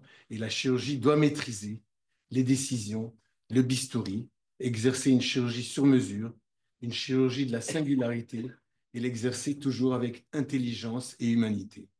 Et dans ces conditions-là, elle permet d'exercer parfois une vraie psychochirurgie, de guérir les complexes des gens, leur permettre un nouveau départ dans la vie et mettre en phase l'être et son image. C'est comme ça, c'est la noblesse de notre chirurgie plastique esthétique, une chirurgie qui est devenue extraordinaire et bienfaitrice pour l'humanité. Je vous remercie. Merci beaucoup. Le seul problème que vous posez, c'est que l'heure tourne et qu'on pourrait faire une réflexion psychanalytique extrêmement longue sur le rapport chirurgien-patient c'est de la relation médecin-malade et chirurgien-malade, parce que si vous voulez, la relation, enfin bon, mais c'est un débat. Par contre, il y a une chose quand même qui est importante, c'est que j'ai à ma droite une femme, donc je vais lui poser une seule question si on veut bien conclure ce débat, c'est est-ce que vous pensez quand on veut faire de la chirurgie esthétique, si on est un homme, on doit aller voir une femme, ou si on est une femme, on doit aller voir un homme, ou etc. Et est-ce que Madame Bergeret a des rapports différents avec ses patients que vous pouvez avoir avec des patients? Je crois que c'est mais ça va être très long de faire ce débat, mais c'est quand même une réflexion. Quel est votre point de vue sur ce qu'on vient d'entendre dans vos relations? Est-ce que vous pensez que les patientes sont amoureuses éventuellement, puisque le problème de sexe peut-être pas, une relation avec vous qui est plus que une relation purement chirurgicale? Oui, bien sûr, parce que finalement, c'est la vie, c'est la solidarité, c'est cet élan de vie qu'on transfère à nos patientes. Rami Selinger l'a très bien décrit. Alors c'est vrai que quand le chirurgien est un homme et que on a beaucoup de patientes, on a beaucoup de femmes qui sont candidates à la chirurgie esthétique, mais les hommes y viennent aussi. Je pense qu'il y a la bienveillance, il y a l'énergie vitale que l'on transmet, il y a l'écoute, essayer de comprendre, de bien cerner les besoins de notre patient particulier, qu'il soit un homme ou une femme. C'est vraiment de la chirurgie sur mesure et je crois que mes patients ne sont pas forcément amoureux de moi, mais ils sont peut-être amoureux de ma capacité à réagir, l'adéquation des interventions que je propose. Je pense que oui, il y a de l'amour là-dedans. Il y a de l'amour, mais c'est un amour platonique. Mais c'est une volonté de soigner les gens et de créer de l'empathie, de créer un lien social. Moi, je suis ravie en tant que chirurgien plasticien, femme, quand les gens reviennent me voir 10, 15, 20, 25 ans après, moi, je suis contente parce que je me dis, ben voilà, je suis un peu le médecin de famille, en tout cas pour l'image du corps, pour réparer le corps. Et je trouve que c'est très beau. Voilà. Et je suis une femme. Oui, c'est vrai que le problème... Le seul danger, j'allais dire, c'est et c'est pas vous, c'est pas d'une manière générale, c'est qu'il faut se méfier de l'abus de pouvoir qu'on peut avoir sur le... Et donc vous l'avez très bien expliqué, c'est que ça dérive à ce moment-là sur l'utilisation de son pouvoir. Alors moi, je faisais essentiellement de la cancérologie, et en cancérologie, c'est aussi la même chose, parce que les gens vous confient leur peau d'une façon très différente qu'en plastique. Et donc, si vous voulez, il y a une relation qui peut s'établir. Bon, voilà, c'est pas le débat du soir, mais c'est un débat que je trouve absolument fascinant. Il y a une question quand même, Monsieur Mar, et puis après, on va être obligé de passer Oui, c'est à pas une côté question. Vladimir. C'est un complément de ce que vient d'être dit par les deux orateurs. La chirurgie moderne n'est pas une chirurgie que d'équipe, avec un qui décide et puis les autres qui opèrent. La chirurgie doit rester ce que vous avez décrit, une relation de patient à médecin. Le chirurgien doit se comporter comme un médecin traitant et faire en sorte que le partage entre les deux permette d'avoir le meilleur résultat possible pour le patient et dans les cas où il y a un problème psychologique, pour améliorer ce problème psychologique.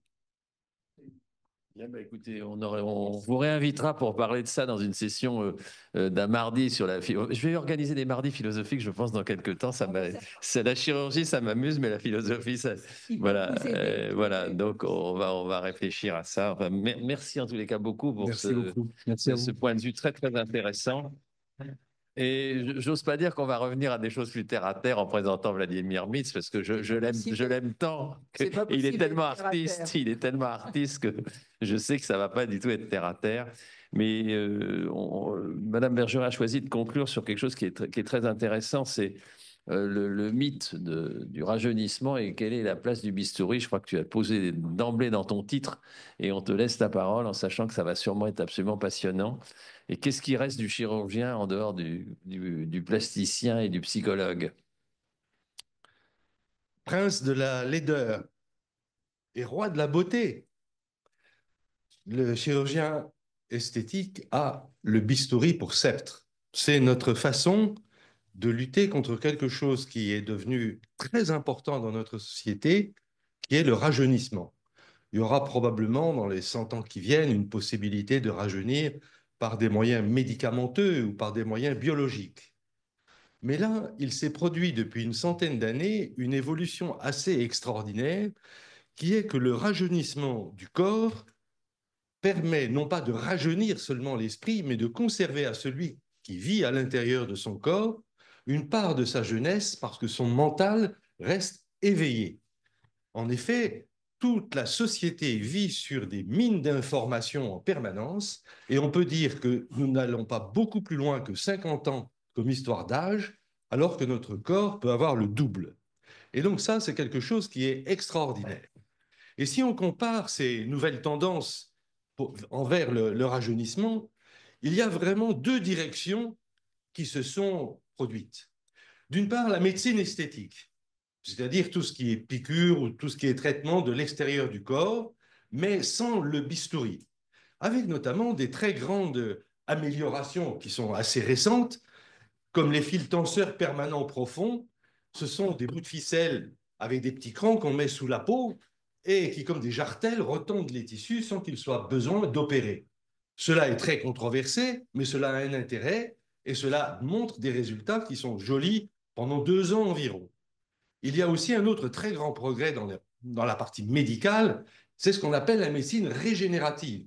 Dans tous les congrès où nous allons maintenant, on ne parle plus que de médecine régénérative, d'exosomes, de produits que l'on va injecter, qui sont tirés de nos substances mêmes et qui vont redonner un petit peu de jeunesse à notre corps. Autrefois, on restait aux testicules écrasés des singes, mais là, maintenant, c'est quand même bien changé. Et en face, il y a la chirurgie.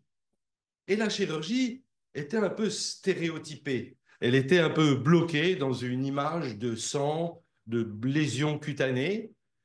Et puis, depuis une centaine d'années, quelque chose d'extraordinaire s'est produit. Des chirurgiens, qui étaient des grands chirurgiens qui faisaient toute la chirurgie, ont commencé à répondre à une demande de leurs patients qui était « Docteur, je ne supporte plus ces petits plis, je ne supporte plus un peu la bajoue. » Et ce n'était pas une demande qui était forcément celle qui venait d'une population très noble. Cela arrivait à tout le monde. Et par exemple, le premier, c'était Eugène Hollander, qui était un chirurgien allemand, qui a eu l'audace vraiment de définir une façon d'inciser la peau autour de l'oreille pour retendre un peu le visage. Alors vous imaginez, dans cette époque où il y avait des tumeurs, où il y avait des choses graves à opérer, quand Eugène Hollander a commencé à traiter de ce problème, on l'a traité de rigolo. Mais il a continué, il a publié plein de techniques comme ça innovantes dans tous les domaines, et pas seulement dans le domaine de la chirurgie esthétique. Et presque à la même époque, un tout petit peu plus tard, un génie de la chirurgie qui s'appelait Jacques Joseph à Berlin a pratiquement inventé toutes les techniques de la chirurgie esthétique moderne, qu'il s'agisse des rhinoplasties, mais aussi des liftings, parce qu'il a vraiment fait déjà l'incision qui, 100 ans plus tard, a toujours lieu d'être faite, mais avec d'autres progrès. Et la France a été un pays très important pour la naissance de la chirurgie esthétique. Nous avons eu en effet un homme assez étonnant, Hippolyte Morestin, d'origine antillaise, figurez-vous, et qui est arrivé en France et qui a imposé à la faculté de médecine et à ses confrères son génie créatif. Il a presque tout inventé, y compris une opération, par exemple, pour diminuer la poitrine avec simplement une cicatrice sous les seins, et on enlevait, imaginez que le sein soit comme une religieuse, on enlevait la partie profonde et on laissait toute la partie superficielle se rétracter. Et puis plein d'autres opérations. Et il a eu des élèves, et c'est ça qui est étonnant en France, c'est que ces élèves l'ont suivi et l'ont même un peu dépassé. Et l'une de ces élèves qui est devenue très célèbre en ce moment, c'est Suzanne Noël, parce qu'il y a eu des bandes dessinées, des films qui ont été faits sur cette femme étonnante qui a appris avec Hippolyte Morestin, qui a opéré ensuite des blessés de guerre et qui ensuite s'est adonné à la chirurgie esthétique. Mais il y avait d'autres chirurgiens qui sont moins connus, que je voudrais vous signaler, qui sont très intéressants. Par exemple, Raymond Passot, qui était le collègue de Suzanne Noël chez Morestin, eh bien, lui, il dit, moi, je veux faire que de la chirurgie esthétique. Et il est allé opérer en ville, comme on dit, il a laissé l'hôpital, et on le surnommait le sculpteur de visage, parce qu'il avait eu l'idée de voir des procédés très innovants pour rajeunir. Un autre chirurgien étonnant, c'est Julien Bourguet, qui lui était d'origine belge, mais européen, et qui lui, quand il a fait des liftings, a signalé que sous la peau, il y avait des structures qui peut-être étaient intéressantes pour tirer davantage sur les tissus sans trop déformer le visage. Et un autre, qui est Georges Charles Virenque, c'est un chirurgien du cancer. Lui, il enlevait les tumeurs. Mais en enlevant les tumeurs, il disait, mais il y a quelque chose ici. Entre la peau et l'os, il y a une structure qui est bizarre. Et dans les années 1970, deux géants, dont l'un est français, ont changé la donne. En Suède, Tord Skog, un chirurgien lui aussi totalement inventif sur tous les plans, qui a écrit un livre, et chaque chapitre de son livre est une révolution dans les techniques qu'il utilise à tous les étages du corps, et notamment en matière de rajeunissement du visage, parce qu'il avait remarqué que pour améliorer le cou, il fallait tirer un peu sur le platysma, sur le possier du cou, et qu'au niveau du visage, il y avait une aponévrose peut-être qui était un fascia qui était au-dessus de la glande parotide, et que si on le retendait, on avait une action jusqu'au sillon nasogénien. Et à la même époque, mon maître, Paul Tessier, qui travaillait à l'hôpital Foch, a inventé la chirurgie crânio-faciale. C'est-à-dire que ce géant de la pensée, par chance, il avait un neurochirurgien avec lui, a eu l'idée de dire, pour les enfants mal formés ou les adultes mal formés qui ont un œil au-dessus de chaque oreille, avec un visage qui est monstrueux, placardisé par la société, je vais mettre au point une opération où je vais passer au ras du cerveau, je vais ouvrir le crâne, soulever le cerveau, aller sur le plancher et inciser avec mes instruments des scies oscillantes pour rapprocher les orbites en enlevant la partie qui était intermédiaire. La chirurgie crânio-faciale. L'os. Et c'était un chirurgien d'une habileté incroyable. Et alors lui, il est devenu président de la Société de chirurgie plastique. Et à l'époque, j'étais son interne, j'étais anatomiste. Et moi, je travaillais sur ce que j'appelais le squelette fibreux de la face. Et il a dit, moi, je vais être président et je veux un travail novateur. Je présentais à notre société quelque chose qui les dérange.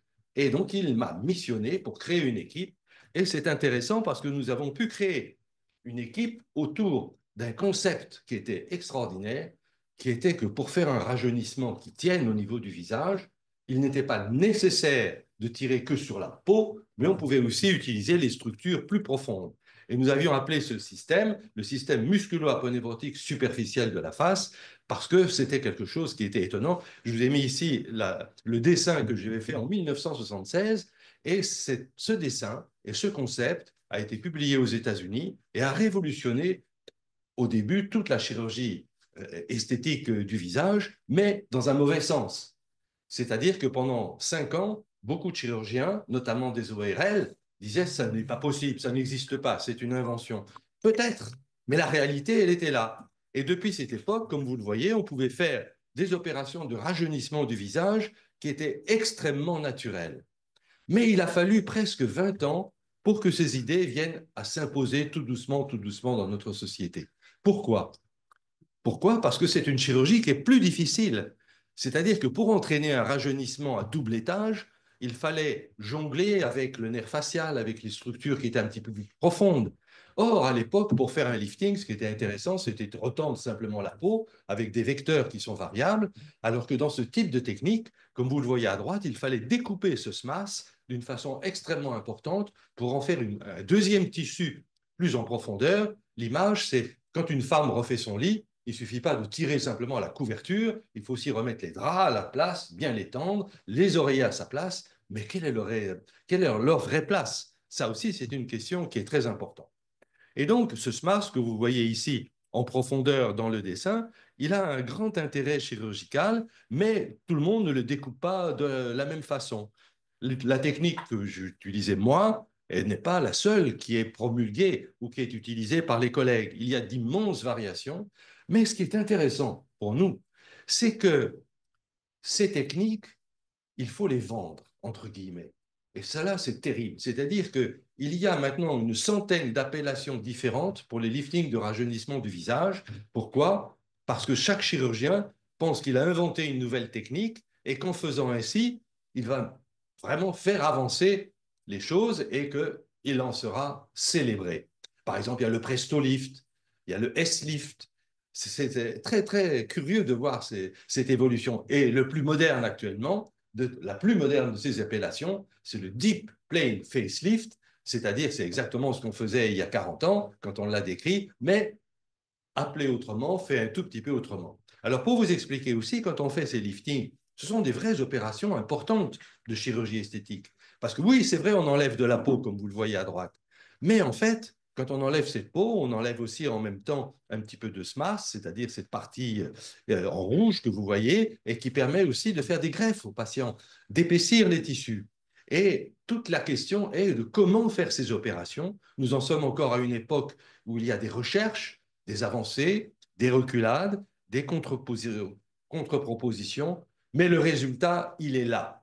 Le résultat fait que maintenant, cette chirurgie de rajeunissement, qui n'a rien à voir avec la biologie, ce n'est pas des hormones, ce n'est pas des exosomes, c'est un acte avec le bistouri, avec des décollements plus ou moins importants, mais qui donne des résultats extraordinaires parce qu'il peut vous faire gagner 15 ans avec une durabilité d'au moins une dizaine d'années. Pas toujours, il y a toujours des complications. Nous sommes chirurgiens, nous savons que seul celui qui n'opère pas n'a pas de complications. Mais quand même, globalement, on a plus de 90% de résultats très heureux. Et comme le disait très justement le docteur Selinger, c'est le bonheur du patient qui fait le bonheur du chirurgien, et réciproquement. Et que nous ne pouvons être que très heureux que nous soyons dans le cœur de nos patients, parce qu'en France, les patients qui sont opérés ne vont pas dire « je me suis fait faire un lifting ». Aux États-Unis, ils vont le dire parce que ça veut dire « j'ai pu payer un lifting ».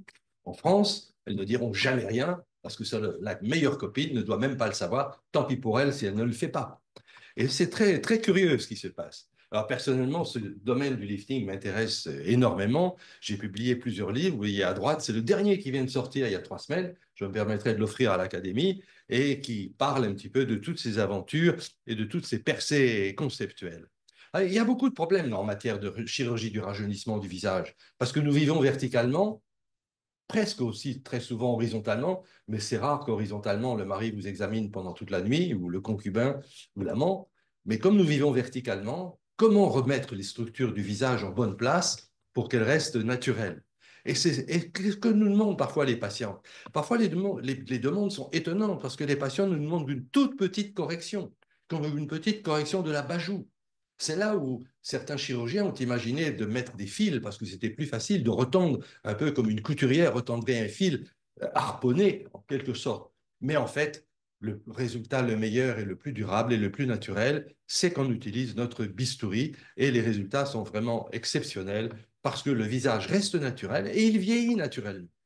Maintenant, par exemple, dans mon expérience, je revois des patientes que j'ai opérées il y a plus de 30 ans et c'est intéressant de voir que c'est comme si leur visage avait vieilli naturellement, mais avec toujours cette avance. Elles ont toujours 10 ans de moins par rapport à leurs copines. Et ça, c'est quelque chose qui est fascinant. Et donc, je ne voudrais pas trop insister là-dessus, mais tout ce travail est important parce qu'on doit s'intéresser pour nous à certaines zones qui restent complexes. Par exemple, en ce moment, la grande bataille, c'est qu'est-ce qu'on fait pour le cou. Le cou, c'est un mauvais coup, si j'ose dire, pour nous les chirurgiens. Et au niveau du cou, je voudrais signaler donc sur votre gauche, vous avez Claudio Cardoso de Castro, qui est un chirurgien brésilien et qui est très important parce que c'est lui qui, le premier, a beaucoup étudié l'anatomie des muscles poussiers du cou, ces muscles traîtres qui nous trahissent. On pensait que ces muscles, en fait, deviennent mous comme la peau avec le vieillissement, mais pas du tout. Ce sont des muscles qui se contractent comme les filins autour d'un mât sur un bateau parce que notre tête part en avant et donc ce sont des filins qui maintiennent la tête. Est-ce que c'est vraiment raisonnable de les sectionner et comment les sectionner?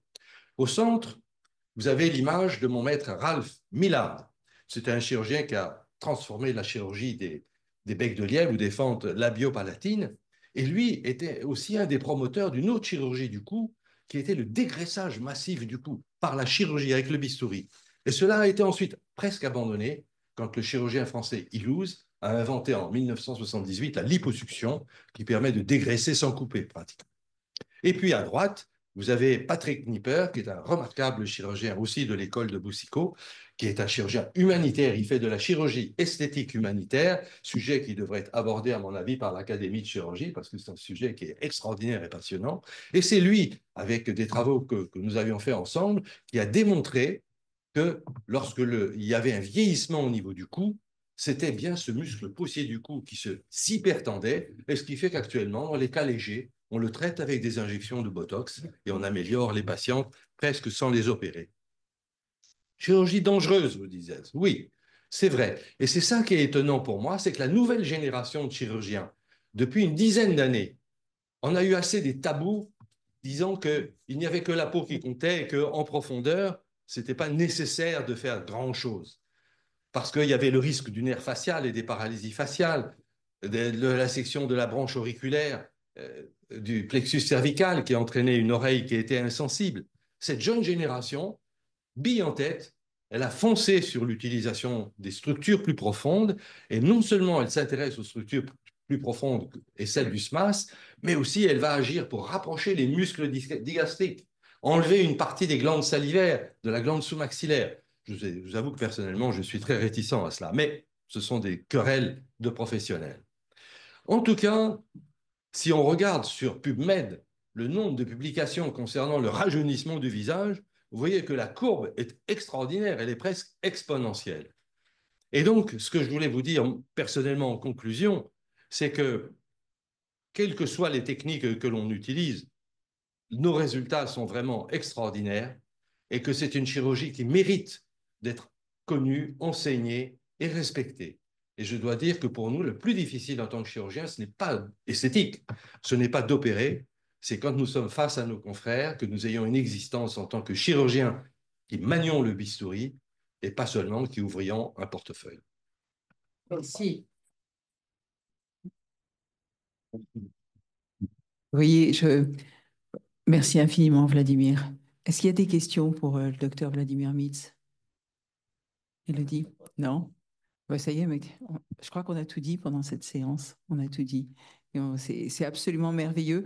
Donc, une très belle spécialité, ça sera la conclusion, c'est la chirurgie plastique, reconstructrice et esthétique, qui demande énormément de rigueur, qui demande de la psychologie, qui demande de l'empathie, qui demande bien sûr, après toutes ces qualités humaines que je décris, eh bien, effectivement, il faut aussi avoir une formation en béton, il faut avoir été correctement formé, plus que correctement formé. Et c'est pour ça que la chirurgie plastique, reconstructrice et esthétique, elle peut être faite que par des chirurgiens plasticiens. J'insiste là-dessus. C'est vraiment important parce que il y a une formation indispensable à ces actes et je crois que ça, il faut le respecter. On a le même problème actuellement avec des gestes de médecine esthétique, comme l'a bien dit Adèle, qui sont faits par des gens qui ne sont pas médecins. Eh bien, c'est une erreur. Je pense qu'il y a d'autres moyens de gagner de l'argent, mais ça, c'est encore, ça dépend de sa déontologie et de sa moralité. Il ne faut pas faire de la médecine quand on n'est pas médecin. Et je crois qu'il faut aussi, quand on a un problème d'enveloppe corporelle, ne pas hésiter à aller consulter un vrai spécialiste en chirurgie plastique, reconstructrice et esthétique. Merci à tous ceux qui nous ont écoutés pour votre attention. Si vous avez encore des questions, je pense que vous pouvez les relayer à l'Académie de chirurgie et nous pourrons y répondre ultérieurement. C'est toujours très intéressant. Comme le disait mon ami le docteur Richard Villet, toutes les questions sont bonnes à prendre parce que ce qui est important au niveau de l'Académie de chirurgie, c'est d'éduquer, éduquer les patients, éduquer le public, informer pour faire en sorte que on ne soit pas obligé de faire que des alertes sanitaires et qu'on puisse aussi enseigner à nos patients la sécurité et apprendre à vivre avec sa santé, avec son corps de la meilleure façon possible. Bien, mais merci beaucoup. Je pense que on pourrait aussi poser. Je repense à tout d'un coup en vous écoutant. C'est finalement à la fois à Coluche et à Lalardrie. Alors Coluche, tout le monde le connaît. Lalardrie, c'était un grand chirurgien plastique. Et je me souviens que dans son livre sur la chirurgie mammaire, je crois qu'il y a 30 pages au début sur qu'est-ce qu'un sein normal.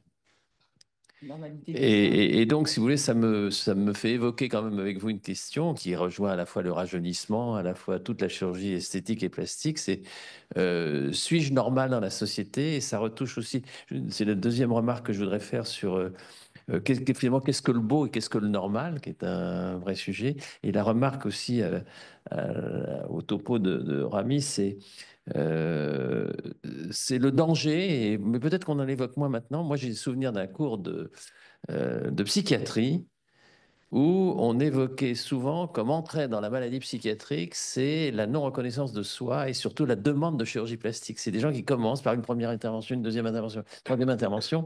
Et ça, peut-être que si vous avez le courage, comme on a encore 5 minutes, Rémi, vous voulez dire... parce que c'est vraiment un sujet on disait que c'est souvent les psychiatres ont certains malades qui sont rentrés parce que tout d'un coup, ils se trouvent pas beaux, entre guillemets, ça veut rien dire, mais c'est donc ce besoin de modifier son corps et ce dysmorphisme corporel. Où on en est du dysmorphisme corporel dans l'image? On connaît en théorie cette possibilité. En pratique, nous, c'est répondre oui ou répondre non. Sentir on a une expérience empirique, psychologique, à laquelle d'ailleurs les psychologues, les psychanalystes s'intéressent beaucoup, puisqu'on a fait avec Vladimir, on a participé pendant des années à des colloques communs avec un psychanalyste brésilien d'ailleurs qui s'intéressait à la clinique et à la psychanalyse à l'hôpital. Et donc les psychanalystes s'intéressent à notre expérience parce qu'on a développé quand même un sens psychologique. Et nous, c'est ne serait-ce que pour se protéger soi-même, on ne veut pas opérer quelqu'un que l'on ne sent pas. Le patient, pour se faire opérer, il doit sentir, entre guillemets, qu'il peut se confier à son chirurgien. Et nous, chirurgiens, on doit sentir qu'on peut mettre le bistouri sur quelqu'un. Alors, en pratique, on ne voit pas trop ces patients. Il n'y en a pas énormément de patients psychotiques qui ont... bon, ils existent, certes, mais est-ce qu'on se traîne des patients? Alors, on a des patients qui sont adeptes de la chirurgie esthétique et les psychanalystes nous disent ils vivent avec et c'est très bien pour leur équilibre. Mais je ne sais pas si vous avez l'expérience, si vous, Vladimir, Adèle ou Catherine, vous avez des expériences de psychotiques qui sont entrés dans la psychose en même temps que dans les opérations de chirurgie esthétique. Alors, non, mais c'est vrai que quand je pense à la dysmorphophobie, c'est vrai qu'on a effectivement, nous tranchons, c'est-à-dire qu'avec un peu d'expérience clinique et à l'interrogatoire, en étudiant tout ce que le patient ou la patiente peut nous demander, on se rend quand même compte que on ne va pas y parvenir parce que l'objet du désir va être une quête incessante de transformation, un nez plus petit ou plus grand, ensuite des lèvres différentes. Et là, effectivement, on dit oui ou non. Euh, Tu parlais tout à l'heure du rapport du chirurgien avec le patient. Oui, c'est très important, il faut insister aussi. C'est un rapport de confiance mutuelle. On explique clairement les choses, tout le moins on essaye. Et puis le patient accepte, fait confiance à son médecin. Et puis nous aussi, il faut aussi avoir un patient qui comprend nos explications. Si on se rend compte que on a expliqué une fois, puis qu'après le patient est allé voir un autre spécialiste et encore un autre spécialiste, je leur dis toujours, madame ou monsieur, si vous avez vu 10 spécialistes, vous allez finir par avoir au moins 3 ou 4 réponses discordantes. Je crois qu'il est urgent de différer votre intervention parce que finalement, vous ne nous faites pas confiance. En tout cas, vous n'avez pas vraiment envie de cette intervention. Donc ça, c'est très important, l'analyse du désir du patient et la confiance qu'il est capable d'accorder à un soignant, quel qu'il soit, au médecin qui lui fait face. Moi, oui. Moi, je voudrais donner, pour ce problème de la dysmorphophobie, quelque chose que j'utilise en pratique clinique dans mes consultations, qui est ce que j'appelle la notion de cohérence entre la disgrâce esthétique objectivée par le chirurgien et le ressenti par le patient. C'est-à-dire que je vais donner une cotation de la disgrâce esthétique qui va être, disons, entre 0 et 10. Donc, quelque chose de minime, ça va être 0 ou 1. Quelque chose de majeur, ça va être 9 ou 10. Et puis, je vais demander au patient quel est son ressenti. Et quand il y a une discordance très importante entre l'objectif, la disgrâce vécue de façon objective par un chirurgien qui a l'habitude de voir des patients toute la journée avec des disgrâces esthétiques. Et le ressenti par le patient. C'est-à-dire que le patient va dire, moi, j'en peux plus vivre, c'est quelque chose, voilà, nuit et jour, etc. Eh bien, ça veut dire que là, c'est une alerte rouge et c'est que, en fait, la solution n'est pas le bistouri. Ça, c'est vraiment un critère très important d'alerte rouge. Et chez ces patients-là, malheureusement, ce sont des consultations très difficiles parce qu'elles peuvent durer 1 heure. Et où au final, parce que le but est de dire non, l'objectif est de dire non au patient, mais d'amener ce non. Et parce que nous, en fait, le diagnostic, on peut le faire finalement assez rapidement. En quelques minutes de discussion, on va pouvoir voir qu'il y a un problème. Mais amener le patient à comprendre que la solution n'est pas le bistouri et que la solution est plutôt d'ordre psychologique et d'un soutien psychologique, c'est très difficile dans la pratique. Donc ça, c'était un point que je voulais signaler. Et l'autre chose, je voulais revenir sur la particularité de notre spécialité, qui est le consentement mutuel. On est en chirurgie plastique, reconstructrice et esthétique, vraiment au cœur de la notion de consentement mutuel, c'est-à-dire que le patient demande, ça c'est très important, et consent à l'intervention, ce qui est assez différent des autres spécialités où souvent l'indication vient du chirurgien. Monsieur, vous avez une appendicite, il faut vous opérer, on va faire une célioscopie. Et il n'y a pas tellement à discuter. C'est comme ça et ce n'est pas autrement. Nous, on a une demande qui vient du patient, mais elle vient dans le cadre de ce qu'on appelle la chirurgie esthétique ou la chirurgie thérapeutique. Je n'aime pas vraiment la distinction entre les deux, mais et où elle ne vient pas d'ailleurs, parce que vous pouvez avoir par exemple une patiente qui a eu une ablation, une mammectomie, et dont on pourrait se dire, spontanément, évidemment, elle va vouloir une reconstruction. Eh bien non, il y a dans les options chirurgicales, et même aujourd'hui validées par la HAS, l'abstention ou ce qu'on appelle la reconstruction à plat. Donc, en fait, la patiente peut aussi ne pas vouloir se faire reconstruire. C'est un choix. Et donc, on est toujours, en fait, dans cette notion déjà de demande du patient et donc, finalement, de ressenti du patient. Et d'un autre côté, là, c'est le chirurgien aussi, va-t-il consentir à l'intervention? Et est-ce qu'il va consentir? Donc, on est justement, c'est là où ce concept dont je parlais de la cohérence entre le ressenti subjectif et la disgrâce objective est très importante dans notre évaluation. Est-ce que le chirurgien, finalement, va prendre son bistouri ou pas, ou va finalement réorienter le patient? Oui, encore un petit commentaire et puis on va... Un mot. tu as raison, mais il y a aussi des exceptions qui nous ont montré que des petites disgrâces ont été corrigées et il y a eu un bienfait extraordinaire pour le patient. Donc, c'est très intuitif, c'est notre expérience. Et il y a un élément assez important qui nous met mal à l'aise et qui nous fait ranger le bistouri de côté, c'est quand il y a une espèce de entre les explications et la compréhension, les questions du patient, les nôtres, il y a quelque chose qui ne se rejoint jamais et ce qui tourne en rond. Et ça, c'est un élément important pour dire non ou dire revenez. Et puis parfois, les choses Non, mais s'arrangent entre temps. le problème, j'allais dire un peu bêtement, mais je crois qu'on l'a dit et dans la conclusion de Vladimir, c'est que le problème, c'est qu'on le sait qu'il y a des patients qui vont tourner jusqu'à temps que quelqu'un dise oui. C'est donc le danger. C'est pour ça que on tenait Qu'ils beaucoup avec trouveront toujours. Philippe Marre de faire cette séance, parce que je peux dire qu'ici, c'est pas pour vous flagorner, mais on est avec des 4 chirurgiens qui n'abuseront pas du oui. Et puis, je veux faire une remarque qui est peut-être un peu osée sur un podcast de cette teneur, c'est de dire il faut toujours prendre un chirurgien qui a beaucoup de travail, surtout dans la chirurgie plastique et esthétique. Ça veut dire si vous avez des délais de rendez-vous, c'est bien, c'est qu'il a beaucoup de travail et c'est donc qu'il n'a pas besoin de vous pour gagner sa vie. Et je me permets de faire cette réflexion idiote, mais elle est vraie. Ça, je crois que c'est important. Et puis, ma deuxième remarque sur tout ce que vous avez dit, méfions-nous parce que c'est la même chose dans la chirurgie, d'organes pathologiques, si vous voulez. Il faut toujours se méfier de la chirurgie qui fait plus plaisir aux chirurgiens qu'aux patients. Et ça, je crois que vous l'avez dit. Et c'est souvent une des vraies choses. J'ai fait une opération, je suis tellement content, mais en fait, c'est pas le sujet. Le sujet, c'est que le patient soit content. Bah, écoutez, j'étais très, très heureux d'animer cette séance. Je veux dire que le prochain mardi de la chirurgie, si je ne me trompe pas, Élodie, aura lieu le 8 avril et qu'on parlera de la chirurgie éveillée. Mais enfin de la neurochirurgie et enfin de la neurochirurgie éveillée, ça, vous verrez donc on peut dire qu'en chirurgie plastique on peut opérer sous anesthésie générale, sous anesthésie locale, etc.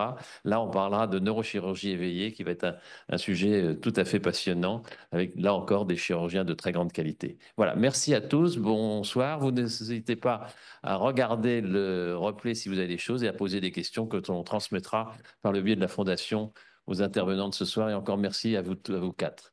Merci.